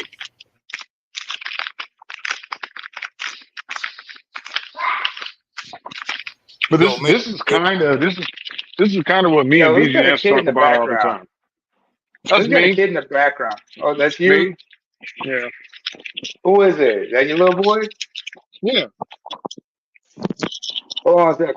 Hey, Junior, your daddy trying to have a conversation with your uncles. Could you keep it down? Could you keep it down? I'm sure he's a good boy. I'm sure he's a smart kid. He's well behaved. Oh yeah. No, he's not well behaved. This fool. He thinks he's grown. He's a big ass 2-year-old. Oh no, he's not rowdy. Oh yeah, but Tyler. Okay. He's a runner. Oh, it's a terrible He's worse. He's worse than an untrained dog. That you let it off the leash and it's gone. That's them him. 2s and 3s, man. Them 2s and 3s. And you know what's funny is a lot of the women, when the kids get to that age, especially the boys, they get to that 2 and 3, they into everything, man, and they just can't do. They pull their hair out.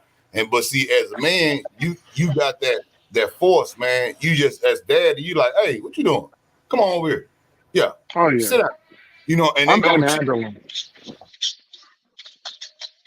See, but that's the thing. Like, most ladies don't feel like sitting in the sun. I take that fool right outside in the blazing Texas heat. Yeah, we're gonna run you real quick. I'll take them down to the park, right in the blazing sun, midday.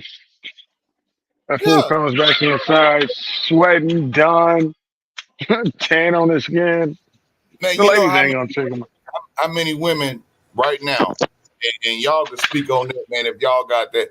I played ball, and I always told all of my women, even my cousins that, got kids, my female cousins, and I would tell them, my sister and everything. My sister, she's smart. She got all her kids, all her boys. She got number boys. Them niggas, Auburn, Florida, everywhere. They in 10th grade.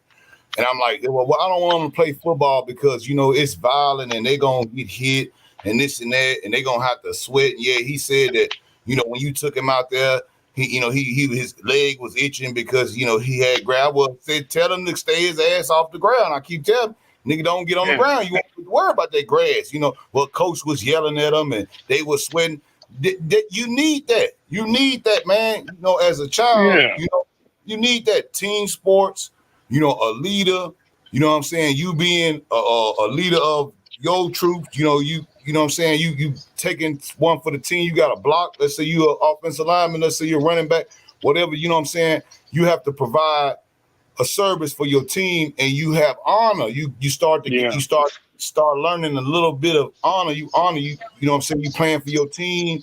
You out there, you got the girls watching you, the cheerleaders. That's a healthy role for a son to come up under. I would always agree to have your child in organized sports, no matter Oh what. yeah. Not only that, it's you know what's funny about ladies? If they don't think their kid has any talent, they're not gonna put them out there. Not only that, it's like the first time a lady see like my mom's texting me because he has mosquito bites on him. You know what I'm saying? It's like, yeah, he be outside. He's gonna get mosquito bites. That's what happens. Fighting with the dog. Malaria. You're gonna get mosquito bites, man. You know, you just put some off on him. You know what I'm saying? We out here playing, you know, I might want to take my son fishing. Yeah, it might be some mosquitoes out there. But hey, I'm teaching him how to fish. You know, when I'm gone, he can feed y'all. You know what I'm saying? Yeah. Yeah. Where Charles at? Did he disappear?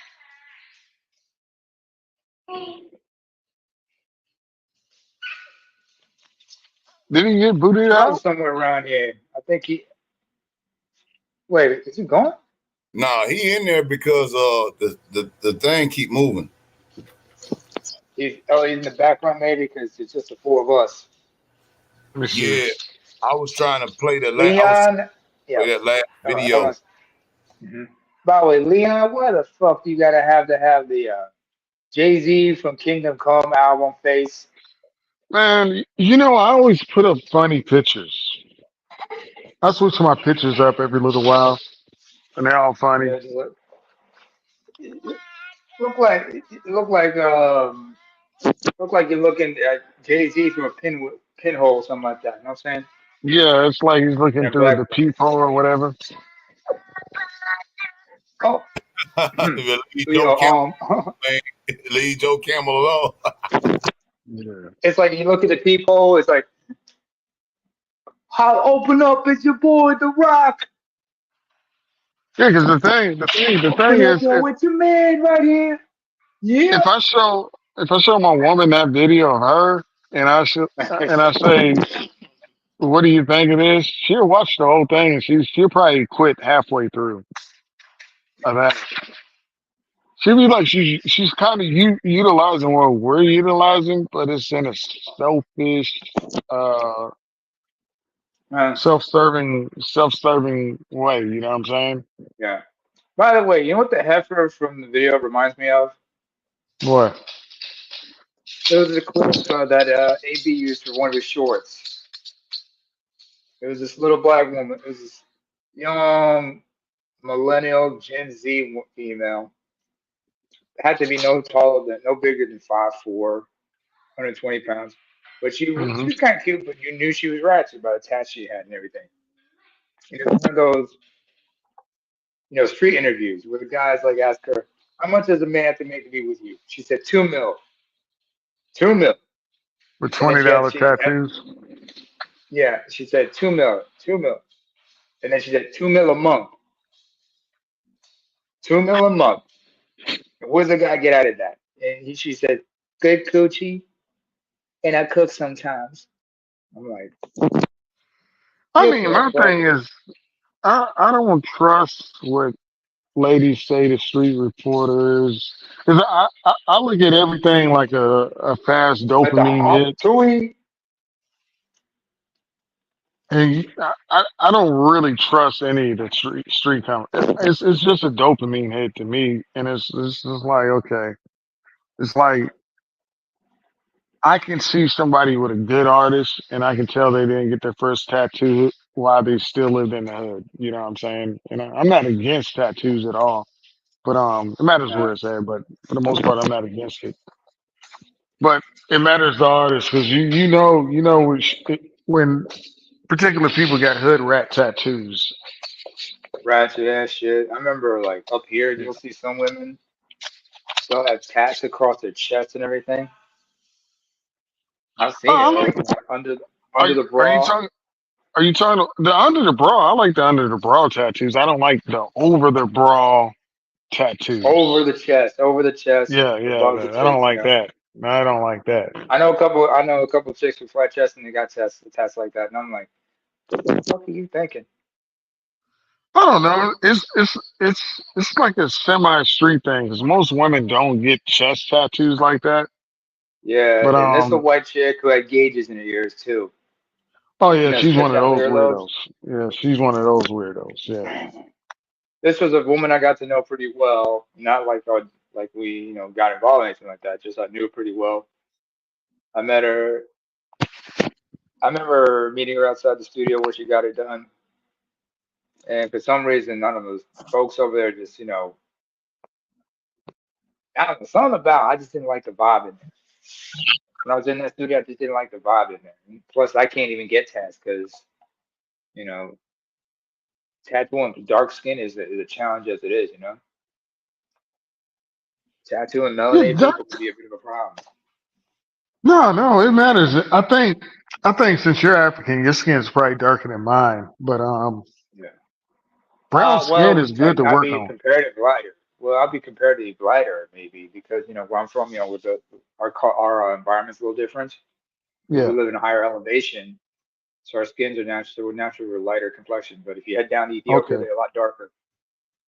Yeah, then tattoos look good on you. Then it's like if you have brown, copper skin, tattoos look the best. Okay. Once you And get you got to to look where like, tattoos were from. yeah, then they look good. You know what I'm saying? Like there's some black Ours people. are. There's I'm glad. I think culturally your tattoos look good for what y'all do because it's a cultural thing. So if you see somebody in the West with it, you're asking questions. You know what I'm saying? Well, Like, unless it's like a tattoo, like something that means something serious to them, like. well, I thought about like getting- I got Right. a Shaka Zulu tattoo. Shaka And Zulu! yeah, I Hands got a up to the Shaka Zulu country! tattoo. And Right. people ask about it because they think it's Aztec at first. I'm like, nah, that's Shaka. They're like Shaka Zulu. I'm like, yeah, that's Shaka Zulu. That's The statue. Shaka. Yeah. And I remember somebody got a there's a friend of mine, he and his brother, they have tats, and but then again, they're white. We're talking about Did y'all hear Eastern that? European whites. Huh? Hey, could y'all hear her talking just then? Oh, I didn't hear nothing. We didn't hear nothing. Hold on. We done heard her talk anyway. Not personally, one way or another. I hate that for you. I hate that for your. Can you hear it now? Yeah. All right. What is she talking about? Hating what for him and hating what for his family? I'm gonna back it up, man. Mel left. What was we at? 30? What was it 30 minutes? Hang on, let me stretch out my leg. Shoot, I'm about to roll out anyway because we're about to lay my son down, and I still got to wake up in the morning for work.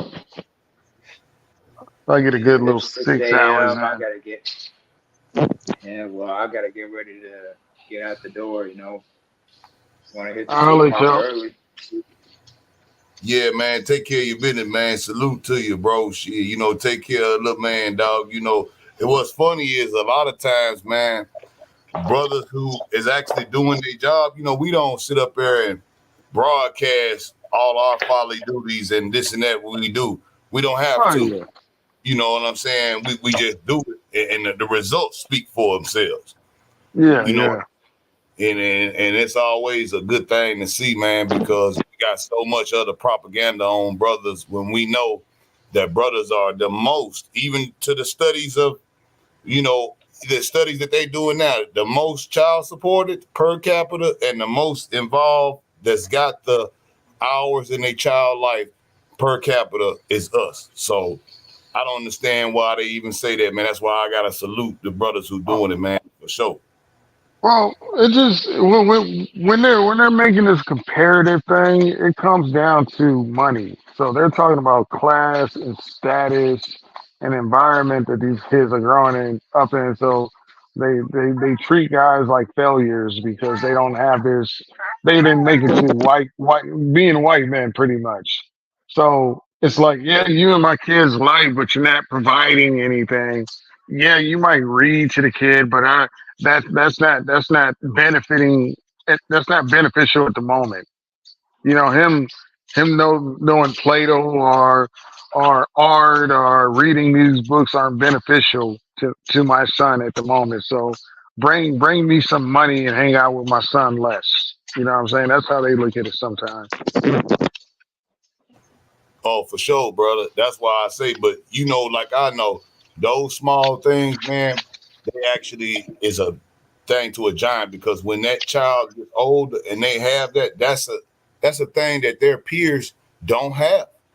They don't have it. Yep. You know what I'm saying? So if they don't have it, they're going to be jealous of your child a lot of time, because they're like, man, he got a daddy, she got a daddy and this and that. They look at them in a bad way. You know what I'm saying? And that's because like from the mother, usually that, because how can a kid know that? How can a kid be upset because of that? It's the mother that's telling them that, because they hearing that child hearing that. You know what I'm saying? Yeah, that's where they hear it from. And, it just creates the narrative. If you can't afford something financially, it makes you feel like you're trash, or, young brothers and what they dealt with when they were 20 and had kids, or their situation wasn't great. And it's just financial expectations. It's like the demand for you to, have a kid's bed, have dressers, have diapers, have all those necessities, and you're coming up short. You already have that pressure, and it's not really talked about. It's like a lot of these young guys, they knock up a girl and they're still on their leash, and the girl has a leash, and it's like, okay, so how do we come together? I still got 4 months left on this leash. You still got this. The baby needs this. The baby needs a bed. The baby needs and it's like she looking at you like you're supposed to provide all that as an individual, and it's like, yo, the whole family's supposed to provide that. Oh, You know what I'm saying? And, That's why the in-laws and stuff like that made a difference in that sense, what you're saying, because that is supposed to be the help that you get. That's your child, that's their grandkids. They are there. And a lot of times nowadays, we don't even know. Now, as men, we should know, and the brothers should know, and that's why I advocate DNA. Oh, yeah. If you know it's a problem where the woman won't give it to you, or you have some kind of idea, hey man, it's okay. Baby born, go on here. When they got that toothbrush, you just shoot that little thing in there. You can do it yourself. You don't have to let the woman know. You don't have to let the woman know. You can buy that at Walgreens right now. Trust me, I might know somebody, because I actually done it, and I seen it for my own eyes. But some women, if you ask for a DNA test, you think you're on child support now. Oh man, she'll throw you to the wolves. So sometimes you have to do it yourself, just to know. Even if they say it's your kid, you've been taking care of, but you need that DNA test. And I am not against when they said they wanted to make a law to where at the birth that they would do a DNA test, because that is the best way to do it. You can stick a thing in the mama mouth, stick a thing in the daddy mouth, stick a thing in the baby mouth, and we'll know before you sign that birth certificate what it is. A woman who is a faithful woman should not have a problem with that. Where we are at the disconnect that now women will get mad at you. Yeah. Because you even asked. Yeah, because they're used to you know a lot of our grandfathers and our great uncles went to especially in Mississippi, they went to prison for some light-skinned kids that weren't even their kids. Mulatto is I don't know what, because great auntie and great grandma and whoever else was working for the white people, and the grandfather snuck up behind her, and she couldn't refuse. You know what I'm saying? And 9 months later, grandfather's looking at the kid come out, and the baby almost white. You know what I'm saying? 6 months later, he's on child support. And then he goes to jail for kids that's not even his. And there's no get back on that. So normally, None. if someone falsely put a fraudulent case on you, and any kind of case in law, someone fraudulently takes money, the case may go through. Let's just say it got a default judgment because you didn't show or something like that, which a lot of times women get because men feel like it's stacked up against them. You know what I'm saying? And that's true, but I still would say, you know, always show up. But look at that. Think about it. If they had to be fraudulently responsible and accountable for the amount of false paternity suits that they put on the men that weren't their daddy, then we'd get some reciprocity. We could put like a basic thing. If you said that's the daddy and you refuse the DNA test for whatever way, and it's stuff like that, we find out it ain't his kid, and you went to bat with it, and the AG helped you and all that, they should at least put a $2,000 penalty on you, like a base penalty on you for lying and messing up the state's money. Because now you done messed this man's whole life up. His license is gone. He is possibly gone to jail for a kid that ain't even his. And the state look at you, they don't care. You drive down the road. You've not committed an offense in your life on the road. Your license is good.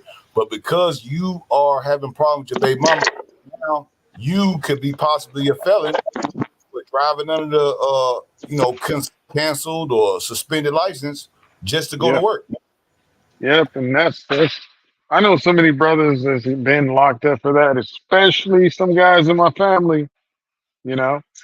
And you know, Mississippi in the South is good for doing that to black guys too. And states that you have to drive and you put guys in that situation, and it's like, yo, shorty, you know, if he doesn't have a license, he can't get to work. Well, and they just look at it like, well, he needs to learn. What does he need to learn? Like, what does he need to learn? He just took his license. How is he supposed to actually make money? His job is an hour away. And now, wait, he has to find a bus, a taxi, a ride here. Then then you expect him to spend time with his child with no car, and he has to be on the road 3 hours and he's taking the bus. Like, what are we talking about? Yeah. Well, he has to learn, but man, I'll be talking to you all night about this stuff, man. I gotta roll out and put this boy to sleep. Gotta roll out and put him to sleep, man. I'm gonna holler at y'all. All Y'all right, take bro. it easy. Salute. I'm gonna run this last little part of the video, man, just to get that actual time code, man. I want to see that face because right now you can see she's got that finger out, that finger wagging. You know, she's trying to tell my man off. She got Moist Def over there in the middle of this, you know, letting her talk. So let's see when the face change. Putting a male on this pedestal, and you're forgetting that this is not the old days. So right now at this point there are a lot of men that sit on a pedestal, but baby, their pedestal is way beneath that woman's. I'm not done. So when you say what can you bring to the table, I feel like that goes both ways these days. Traditionally, back in old days, women couldn't bring that much. We didn't have that much. We weren't able to accomplish as much, but we have come very far. And I'm going to say that as a single mother myself, that a lot of men cannot even sit at the table with me, if I'm being honest, and I still give them a seat. I still push the seat open for them to sit down and show me what they can take me, because I know. This young trigger me. This bitch young trigger me. She said most men can't sit at the table with her, have a seat at the table with her. Bitch, we're not trying to have a seat at the table with you. You need us. We don't need you. We don't have this shit confused. You do. But I digress. Go ahead, continue.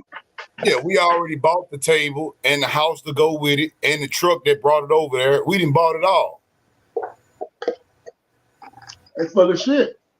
Intellectually, I know. Financially, I know. On a 1,000 different levels, they don't even meet me halfway. So when you make a statement like that, again, like I said, I'm a single mother. I'm a modern woman. I have so many friends across, not just in Florida, this is not Miami. I'm talking about friends, period. And they're single mothers, but they bring a lot to the table. And for a man to ever ask me what my kids could do to benefit him, he would never even speak to me again. All right, but let me ask you this question, Vic. So do you want a man to come in there and share his resources with your kids?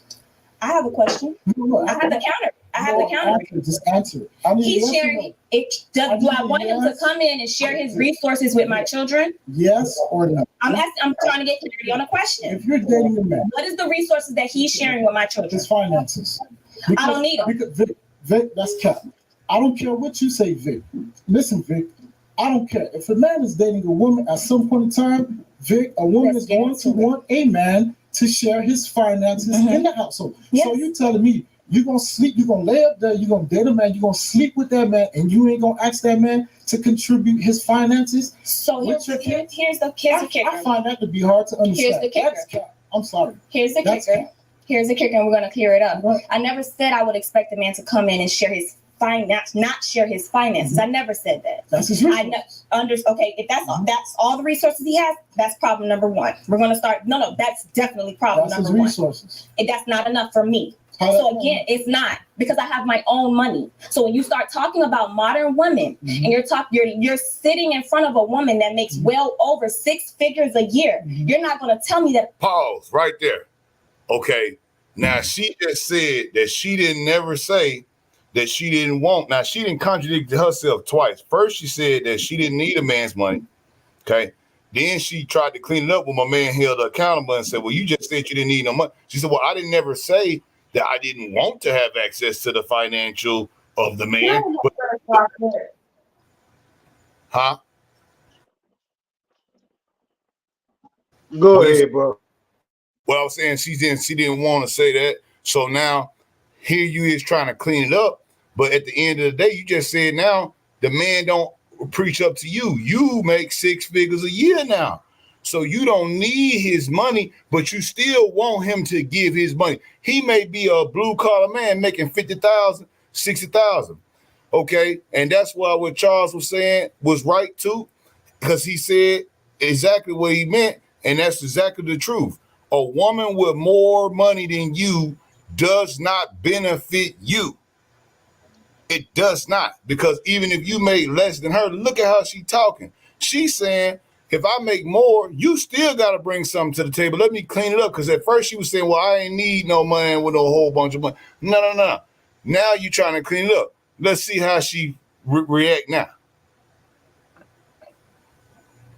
A man can step through that door and tell me, what can your kids do for me? No, baby, what can you do for this household? Because this household runs effortlessly without your finances. Okay. So the expectation would be, if you're stepping through this door, why would you step through my door and you're not able to provide any resources? Okay, Vic, listen, I don't care if you make 6 figures. You know why? Because at the end of the day, your 6 figures is for you. You would never share it with me. At the end of the day, Why would you think that? But Vic, listen, at the end of the day, whether you make... Woo! See, my man on code. He said exactly what we know. He on code. 6 figures or not, you would still want a man to come through there to take over the finances, to take that burden off your shoulders. Don't give it to Vic. Every woman wants that. So when I hear women say that they're not looking for a man to share their resources, that is kept. Let me finish making another point. This is another risk. Listen, Ralph, let me make this one final point. This is another risk of a man that is competitive and productive, that's getting into a situation where he's dealing with a pre-made family. Who is to say if I was to marry you and you divorce me, you would go to the courthouse and put me on child support for the next 18 years for kids that don't even belong to me. And matter of fact, even if I'm not married to you, if I've been dating you for a substantial amount of time, depending on what the state, you can still go and put me on child support for 18 years for kids that are not mine. So to close it off, a man, a productive man that's dating a single modern baby mom in this generation, that's a lose-lose situation. And I'm gonna end it like that. I don't have much. I don't have much to add. The only thing I can say is I hate that has been your experience. I hate that those are the women that you have encountered one way or another, not personally, one way or another. Pause it. For you. Hold up, pause it. All right. You listen to what she just said. I feel bad for you because she doesn't give a fuck. Yep. She's being condescending. She's trying to be snarky. And she's being snarky. She's being condescending. She don't really give a fuck. And she just let you know what she did. Let me put it this way. And you know also what she doing? What my man just left, what he just said, we know he was saying that she's interviewing him. So now you see how it's starting to turn right then, because she like, oh, I'm sorry that you had to deal with women that was like that, excluding her from the women that are like that, which she says the village is modern women, and we know what that means. So now she's trying to exclude herself. Oh, baby, I'm not like that. you know, this and that. You hear that? Bullshit. You are every bit that. Secondly, here's another thing I gotta mention here. Like you said, she wants to be the exception to the rule. The truth of the matter is, she ain't worth it. Also, she was being passive aggressive, and for her to say, like, you know, she's like, you gotta hang on a second. So I'm playing Infamous. What was I about to say? On top of that, like, you know, she's condescending, calling him this, that, and that third, insulting him. I remember, like, when she said that's narcissism and such like that. Nowadays, a lot of women will throw the word narcissist or psychopath to mislabel that man. But there's a reason for that, because it makes them feel like they're the victim, which means they are excused of any accountability. Right. I remember. Wait, hold on. Let me finish. Just let me finish. I remember a few years ago. This is when BGS started, you know, putting out his YouTube channel and such. Before that, but years prior to that, there were some channels I was listening to, Manosphere stuff, mostly Midtown and whatnot. And one of those guys, Dominican American, explained how the term autistic was used. Because some women would comment on some of his videos talking about the plight of men, and they would dismiss him by saying, "Yo, you're pretty bright for someone who's autistic, or you're very eloquent." I didn't know that, you know, people with autism could be so eloquent and whatnot. What it's trying to say is, they're saying is, you are beneath me. You're not a viable mate. And they're trying to tell the rest of the women, because women, you know, are high-minded. They're trying to say that dude is not potential. That's the damaged goods. This is exactly Go ahead. It's exactly right. But what I was saying is, like, in the terms of what you was basically saying, the interviewing of what she's doing, right? Like my man said earlier, now she's interviewing, right? Because now she's softened that point. But I'm gonna give you one. Dismissing him though. Right, she dismissing it, but that's what I'm saying when you talk about the narcissist stuff. So now, do you see the sisterhood, or do you see? Well, we can say some brothers, us, right? A lot of brothers that's in the space where we at, BGS, all of us that we know, right? And you look at some of these other people who is out here supposed to be Black Manosphere adjacent or wherever. Are they holding this woman accountable? No. Did they go back and look up her stuff and say, oh, she's a lie? They said it was 2 days a week that she had her kids and that.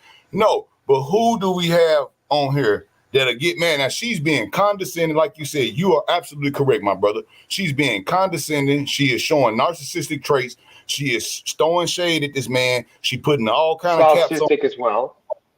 Right. You know, she's speaking. There's a level of narcissism as well as solipsism when it comes to the female thought process. It's how her female brain is wired compared to a man's. But do we see the women as in the general village that she speak of? Are they on here exposing this woman? No. Are they? Are the men in the space besides us? Are they going back and saying, "Oh well, you know, she was being disrespectful to the man"? And it's not a dating show now, right?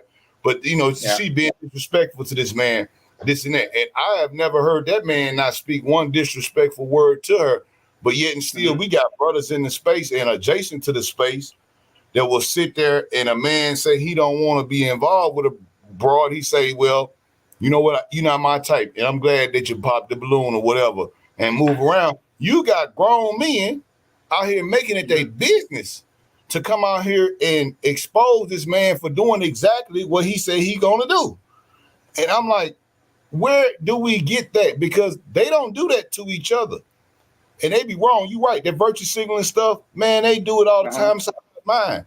They work with that. But we got certain Negroes that will take these different things, go in a man whole, you know, docket, expose him for scamming something he didn't even do, The man cleans it up and show, hey, well, look, you know what? I might not want to show that. Because, you know, people doxing, man, you don't want to show people your stuff because then they mess around and get you fired. And that's exactly what happened to him.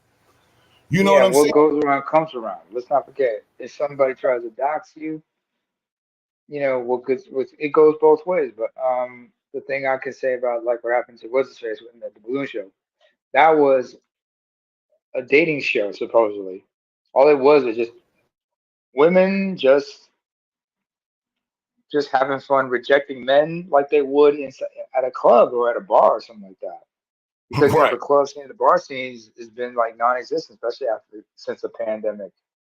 Hasn't recovered from the pandemic, whatnot. But well, it's there. It's just got worse now. It's just got worse because now a lot of the clubs that were those type of clubs have closed, and a lot of the clubs now. I can't speak to your area, but in America and in specifically in Texas, it's more of the after hours clubs.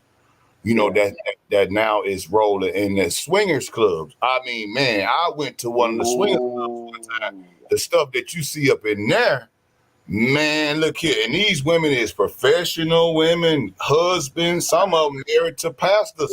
Wait a minute. Hold it. You mean to tell me that ATL swinger shit done made it to the Lone Star State?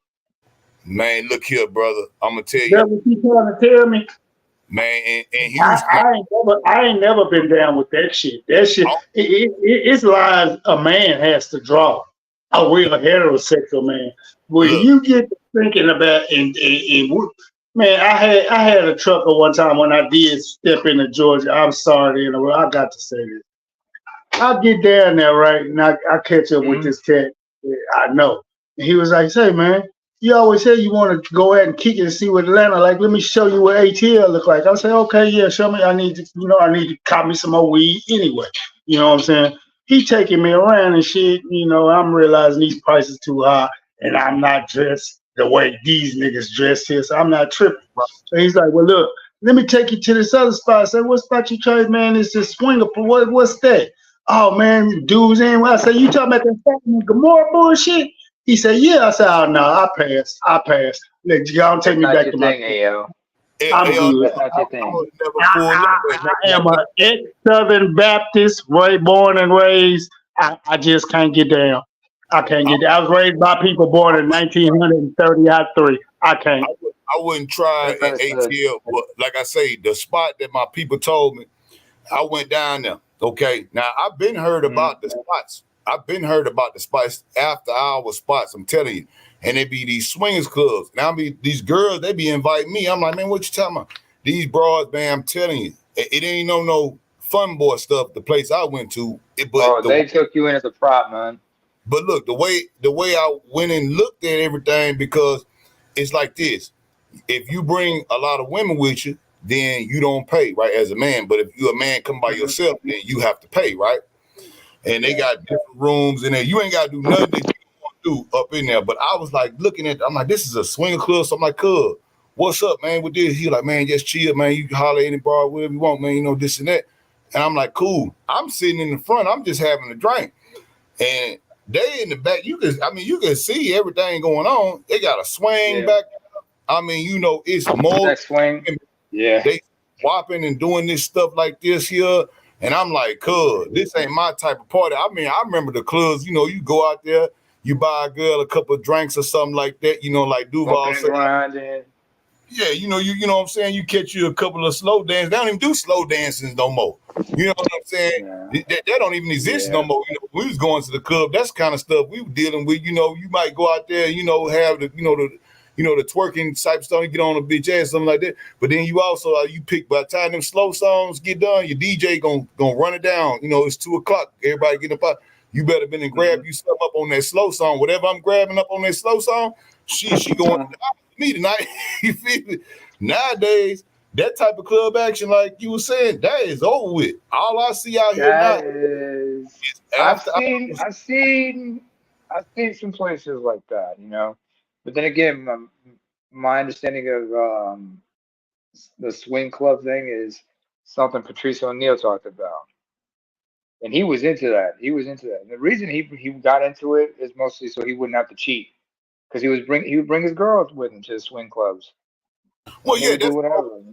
I never felt good about that because I'm like, if it's my girl, I don't want to swing with nothing because I'm not finna be doing. I don't, my idea of a good time is not seeing some old ass white man having sex with, what I'm saying, these women. I don't want to see all that there. That ain't me. But like for the dude DMG and the Chase at swing, when you swap your partner with someone else's partner. So if you come with a woman or two women, you can have two of someone else's women, and they can have your women. It's not bisexual or homosexual for that matter. When I was like 180, I went to a swinger party, and I basically came with two women and got to sleep with everyone's wife. Now, oh, you was wild back then. Now that's the thing. My partner was telling me this, and he was like, man, before I went to the spot, he showed me what thing. He said, man, this dude brings me his wife to have sex with her. And I was like, man, that's impossible. I don't believe it. I'm telling him it don't. I'm like, no, it's not true. He was like, man, just come to the club one time. I'm gonna show you what I'm talking about. And he was like, man, the girl was paying him basically to do everything. And I'm like, how? Because the dude giving her the money because he want to sit there and watch his girl get banged out. And I'm like, it was a disconnect to me because as a man, I would never do that. And DMG, I ain't never brought none of my bras to no swing club. If I'm gonna go in there, and I never done it on myself, I went with McKinfo. He had bras already. We come up there. You don't want to be there by yourself at some, creep. You know what I'm saying? What the type of bras that you would even find in there is probably some unqualified, no good, ran through bras, and you don't even want to even put your meat up in that because that could be a problem. You don't know where that other person's been, but then again, that's why they provide protection, condoms and shit over there and such arrangements. You got private parties like that, and they mention, the rules are you got to use protection. However, me, I can't do that. I remember it's just like just understanding why, like when you have dudes having other men smash their lady and whatnot. I couldn't do it. I believe it when people told me because I'm like, in our culture, you know what I'm saying, brother, from all the culture that I ever been in, from my culture, I do not see any man using that as, oh, that's a plug. Oh yeah, I let my broad go to the swing club and I sat there and watched three niggas, DP her. That's not a thing. It's something it's something that a lot of us don't understand, but then again, we don't get it sometimes. It's something they get off. There's a level of humiliation and such. And I'll tell you this. I bet you this broad right here, I bet you she goes to them clubs. Let's finish this out. I hate that for your friends. I hate that for anyone that you know, because that is not reality. That is not the reality that we're living in. That is actually a bubble in which we choose to put ourselves in. I'm going to go to my statement that there are lanes. And I learned when I stay in my lane and I don't allow people that don't belong in my lane, I don't have any of those problems that you're referring to. Not one. Let me ask you this one question, Vic. In the animal kingdom, when a lion takes over, I don't care about them. No, you have to because it's their nature, right? When a lion take over a pride, right? What does that male lion does to those cubs of the other pride that he? What does that lion do? Would you rather have been a lion? No, I'm a human. Okay, you know what that lion would do? That lion would kill those cubs. Yeah, I'm a human. You know why? I understand you human, but I'm saying that because by nature, men, we are. You don't want to listen. We do not want to deal with. We don't want to need families. All right. Let me intervene. My brother speaking generally about the man that he represents. See what I'm saying, Moist Def? See what I'm saying, bro? He could have just shut up. Now, see, he's trying to run defense the screen here. Now he running the screen. He running a stunt. He pulling a stunt right now to try to hold that man point. Deal with it. We don't want to take on pre-made families. All right. Let me intervene. My brother speaking generally. The man that he represents. You speaking about the women. I know I'm not single. Yo. Thank you. First of all, let me go back to what you said. I feel sorry about you. I feel sorry about This is not reality. Basically, she's dismissing his experiences. Your experiences are irrelevant to the conversation, just as you are irrelevant to this conversation. So I don't want to listen to you or your arguments, because they mean absolutely nothing to the topic. It's all about how I feel and what's important to me. To hell with you and what's important to you.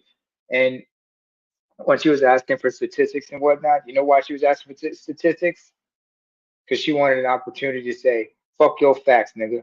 Fuck your facts. And stay in your lane, bitch, please. Talking about stay in your lane, this, that. And she didn't want to answer his question when he asked, what does a lion do when he takes over a pride? She didn't want to answer that like that answer. She didn't want to answer the question. She should have changed one letter. She should have changed one letter. She should have changed to stay in your lane. Because that's what she got. The dudes that she got is lames. Because that's the only person that will put up with her stuff is lame. So no, she it's said, not lames. It's not lames. It's not lames. All right. We get called lames all the time, but it's not lames. That's the wrong definition. That's the wrong definition. The lame dude is saying it's a simp, maybe. Right. That's what I'm saying. Maybe. But in order to be a simp, right, you have to have some kind of lameness in you, because when a woman talks to you in a certain kind of way, that's when you have a lame duck or a lame horse or something. You know, it don't want to run. You know, it don't want to do stuff like it's supposed to. So, you know, a man, why is he a lame? Because the woman is going to sit there and run you. You're going to take the form of a simp. You are lame by definition. They use the word lame, try to signal, you know, they use that as a signal. To label you as poor stock or poor quality. They're trying to say you are not worthy of reproduction or mating or a relationship, things like that. You are beneath her. She's still trying to say, but it's her when she's saying, I'm staying in my lane. I was like, it's another way of saying, you know, motherfuckers aren't on her level. Get the fuck. First of all, when a woman says she wants a man on the level, she wants someone above her. Anyone her equal is beneath her. Ain't in her lane, shall she say. All the dudes that's approaching her ain't in her lane. They in the slow lane all the way to the right. As she said, now this her own words. They all the way to the right. What the fuck does that mean? Them the ones that's always trying to approach you. So you need to ask, why is it that you attracting them type of dudes? Like Charles said, you attract what you give off, not what you want or what you maybe need. You gonna attract what you giving off. And if you got the tats out there, you got the girls on display, you got the tattoo in the middle of your chest, you're talking fly, you got these red tips on your thing. We can see that as men and see, oh, this might be a problem. She got village taking care of the kids. She mad at the baby daddy. She, you know, she could be a problem, but yet and still she doesn't want to have anything to do with your kids, but you need to invest all your money in her kids. Okay, got it. So I'm not mingling. You know that, girl. So I'm gonna say this for the brothers like me, because it's different brothers, different minds. Yeah. Like I say, for me, bro, it don't matter. Okay. But like I say, but that's your mindset. That's your mindset. For me, it don't matter. Mm-hmm. For me, if I like a woman, I like a woman. Right. If the woman has kids, she has kids. That kids, no kids, it don't matter. Because it is what it is, bro. Because if you meet a woman, if that's a deal breaker, then I don't know about that. You might be missing out on a blessing. You know what I'm saying? Yeah, those are not your kids. You're right. You want your own. You Let's say more like a condemnation. And you can still help her with the kids if you want to. If not, I'm not a judge. I'm not a jury, bro. I can't tell nobody what to do. I know for me, as a black man, bro, who grew up fatherless, I wanted a father. I would have loved to have a dad. And maybe that's why I didn't have one. Maybe a lot of the black men probably think like how you said, though, like, why would I waste my money on a person that's not my kid? And I get it, but I don't share that. And I'm speaking in general. And I'm saying, for me, I don't share that. For me, bro, I love kids. Mine's are not. Even I have a wife now. And if I'm saying, you know, you bring your son. I'm not gonna say, oh, he's not. I don't care, bro. Kids are kids. Let's have fun. Come on. You know what I'm saying? I'm a big kid. I'll run around. You know, I don't care about that, bro. Like for me, I thank God I don't think like that. I don't do life like that. Because everybody deserves some type of sunshine. Because you think about a kid growing out of father, and not to say the woman can't raise a child, but I'm saying you think about a kid growing up without a father, that's like rain pouring on you 24/7. And I'm talking about from an emotional standpoint, because you're missing something. Yes, it So once a man enters that child, that's like sunshine.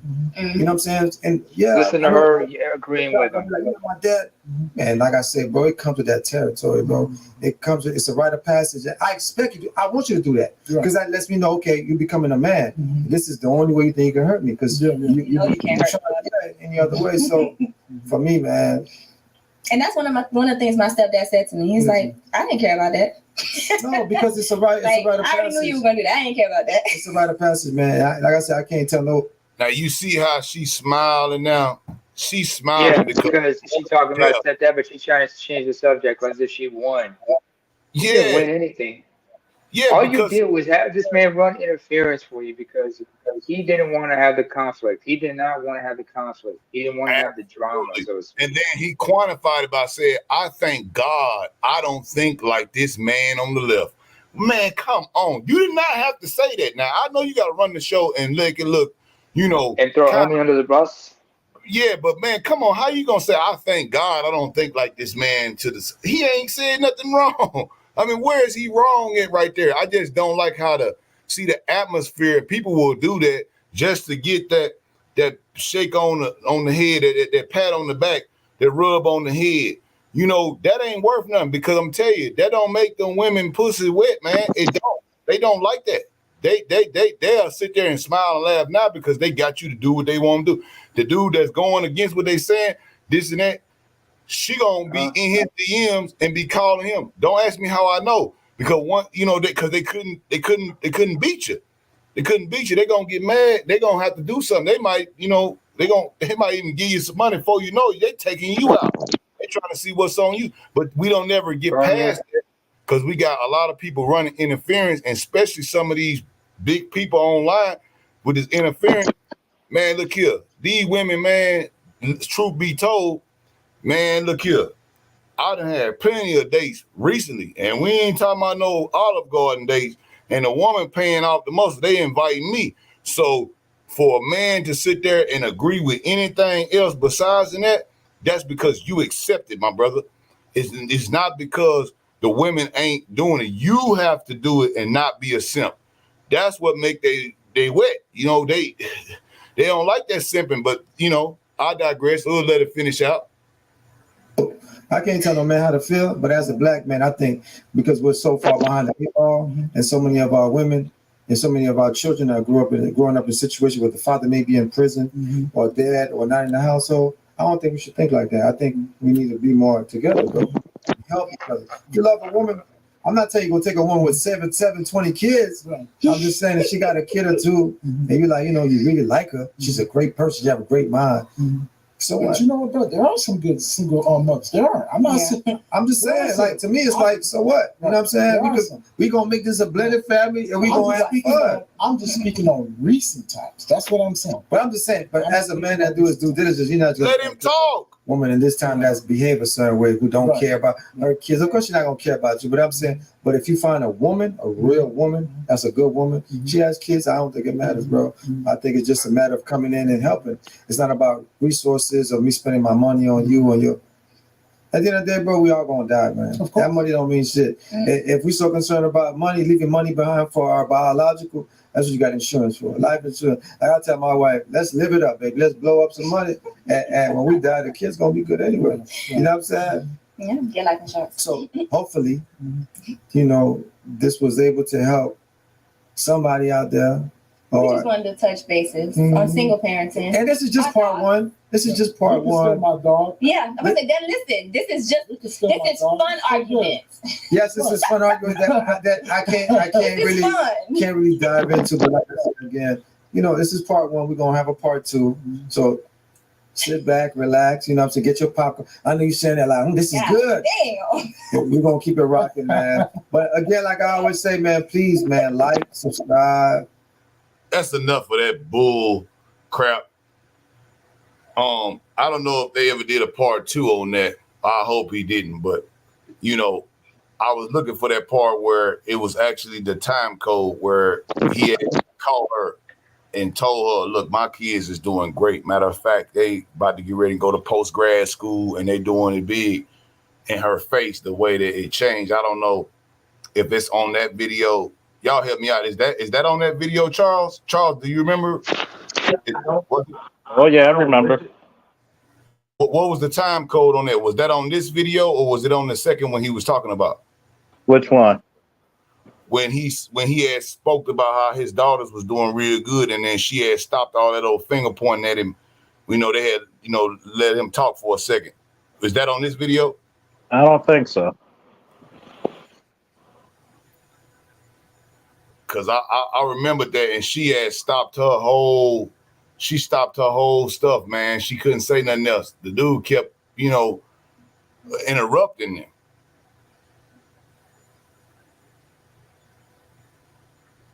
Why should he come in that situation to clean up that situation? Why not?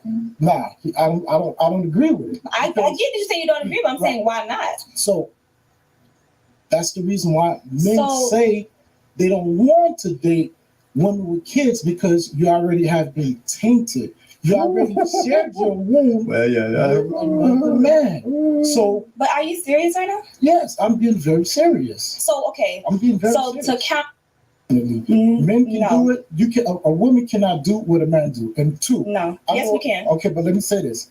I know the detractors and the critics going to come for me because I have kids. One, my kids are grown. I have a 20. But at one point they weren't. But let me answer the question. I'll let you talk. Let me talk. You're right. I have two girls. I have a 23-year-old and I have a 20-year-old.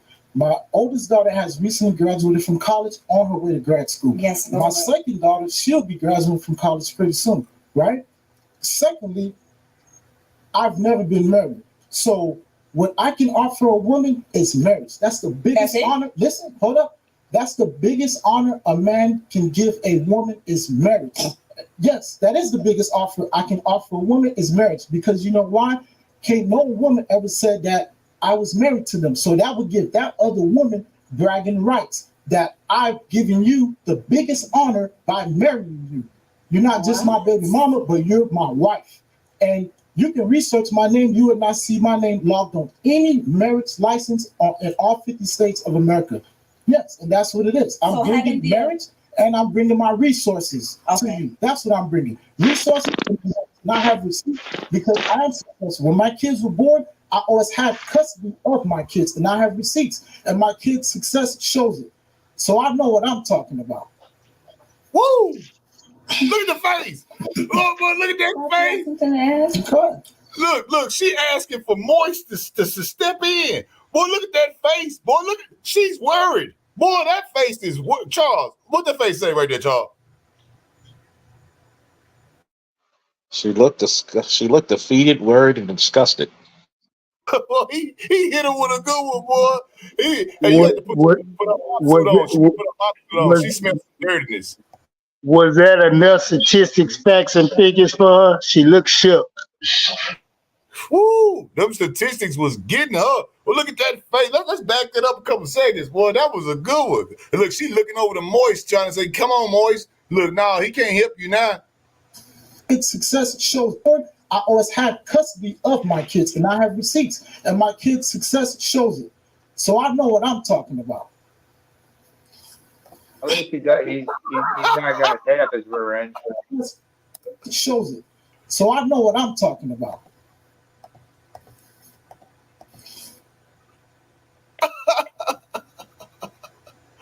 That face alone. That face alone right there. Look at that is worried. Charles, you're right. She's distressed. She is worried. She don't know what to do. She's like, damn, the stats in her mind ain't clicking fast enough. But let's just see what she do. Well, to quote our favorite lefty, Mr. Z. Hold on a second. Well, to quote Mr. Z, who is our resident lefty, all-around good guy when it comes to the Haitian. He once said that anytime he played, the internet will expose us all. No matter what we do, we cannot count on it disappearing in the countless number of videos that YouTube decides to play. The internet will expose us all for who we are. You know what I'm saying?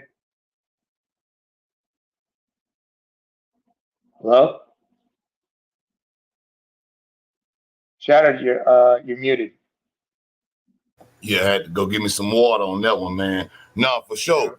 And that's the thing I used to see with some of these younger girls that I know on my Facebook. I would see some of them, man. Some of them I know from back in the day. And I'd be like, you know, you on here. I know you got your little OnlyFans and all this here. But shit, some of them would be kind of smart, man. You know, they could probably do some local government or, you know what I'm saying? They cook good. This and that. And I'm like, mama, look here. Go ahead and keep on doing your stuff with your local government stuff. You know, you're organizing and you cook pretty good just to sell you some place.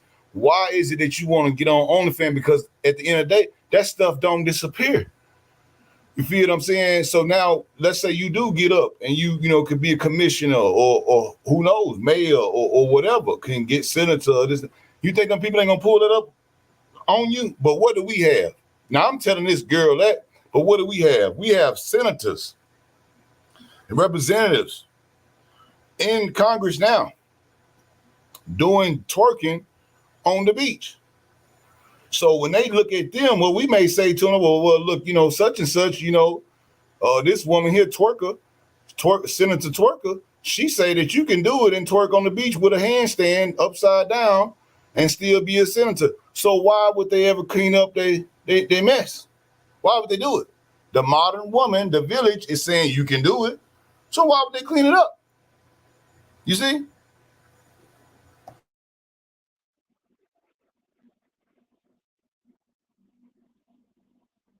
Somebody got to be held accountable. Shame needs to be addressed and it needs to be dispersed and we move on because they should be shamed. But we have, as a culture, stopped being able to shame people for whatever reason because now that's called narcissistic. They call it sassy. Now a man being called sassy because he holding a woman accountable for how she acting.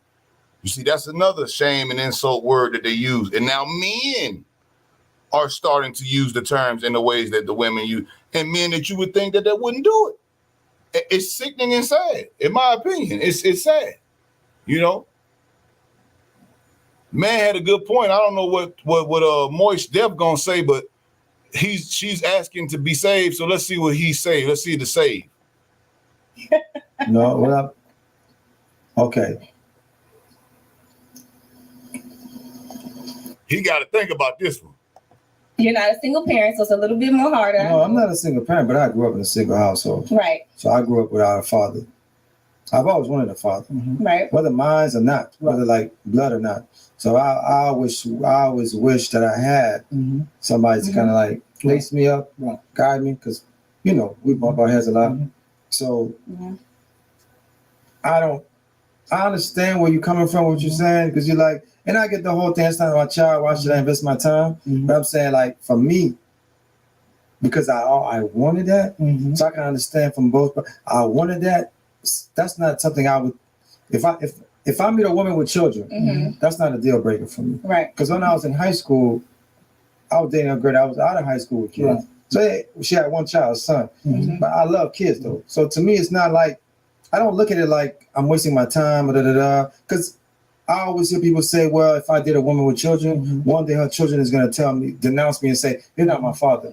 But for me, I always look at it this way. It's a rite of passage. Because at the end of the day, if we're bickering, how is a woman child who you have taken care of over the years in your own hypothetical situation that you are making up on the fly here? You say, how is that? And then now that's not a problem? What is the problem with them denouncing you after you've taken care of them? What is he saying? I mean, honestly.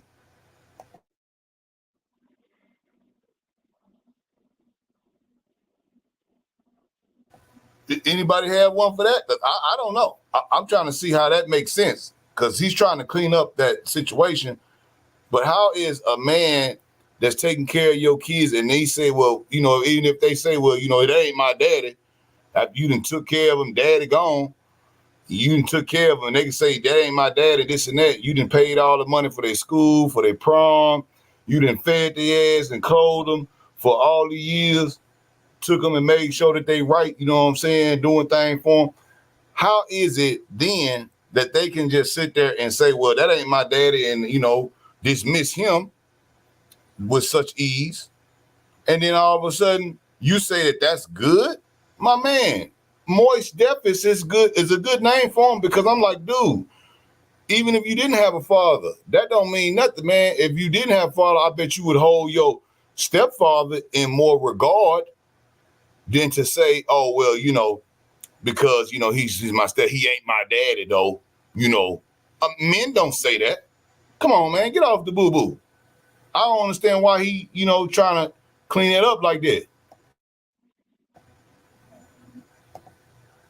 And I'm a son, but I love kids though. So to me, it's not like, I don't look at it like I'm wasting my time, because I always hear people say, well, if I did a woman with children, one day her children is going to denounce me and say, you're not my father.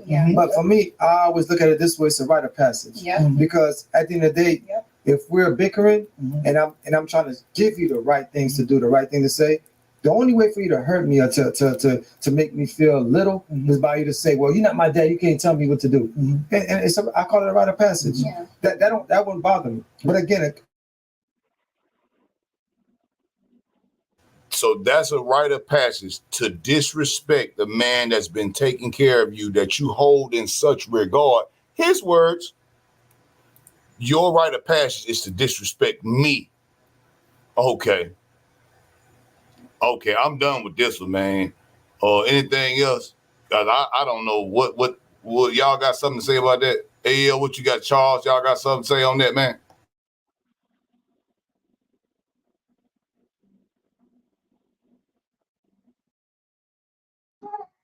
I've thrown so many glasses holding the bill for BGS on this boy right now. Let's throw some more. Might make my head and my heart hurt. So I'm going to just digress for a second. Man, for sure, dog. For sure. The ignorance is on full blast, man.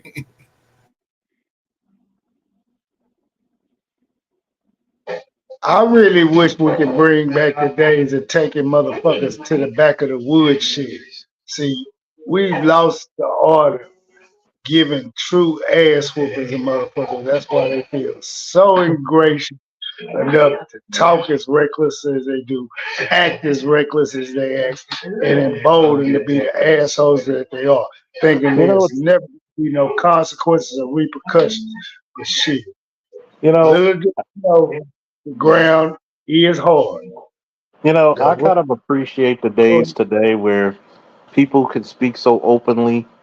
And I've always told everybody, if you learn one thing from me, never interrupt an idiot making a mistake. Because when that lady spoke, you are the reason why you're single. She said you attract what you like. No, you attract what you are. If you notice, if you're a toxic person, what are you going to attract? You're going to attract toxic people.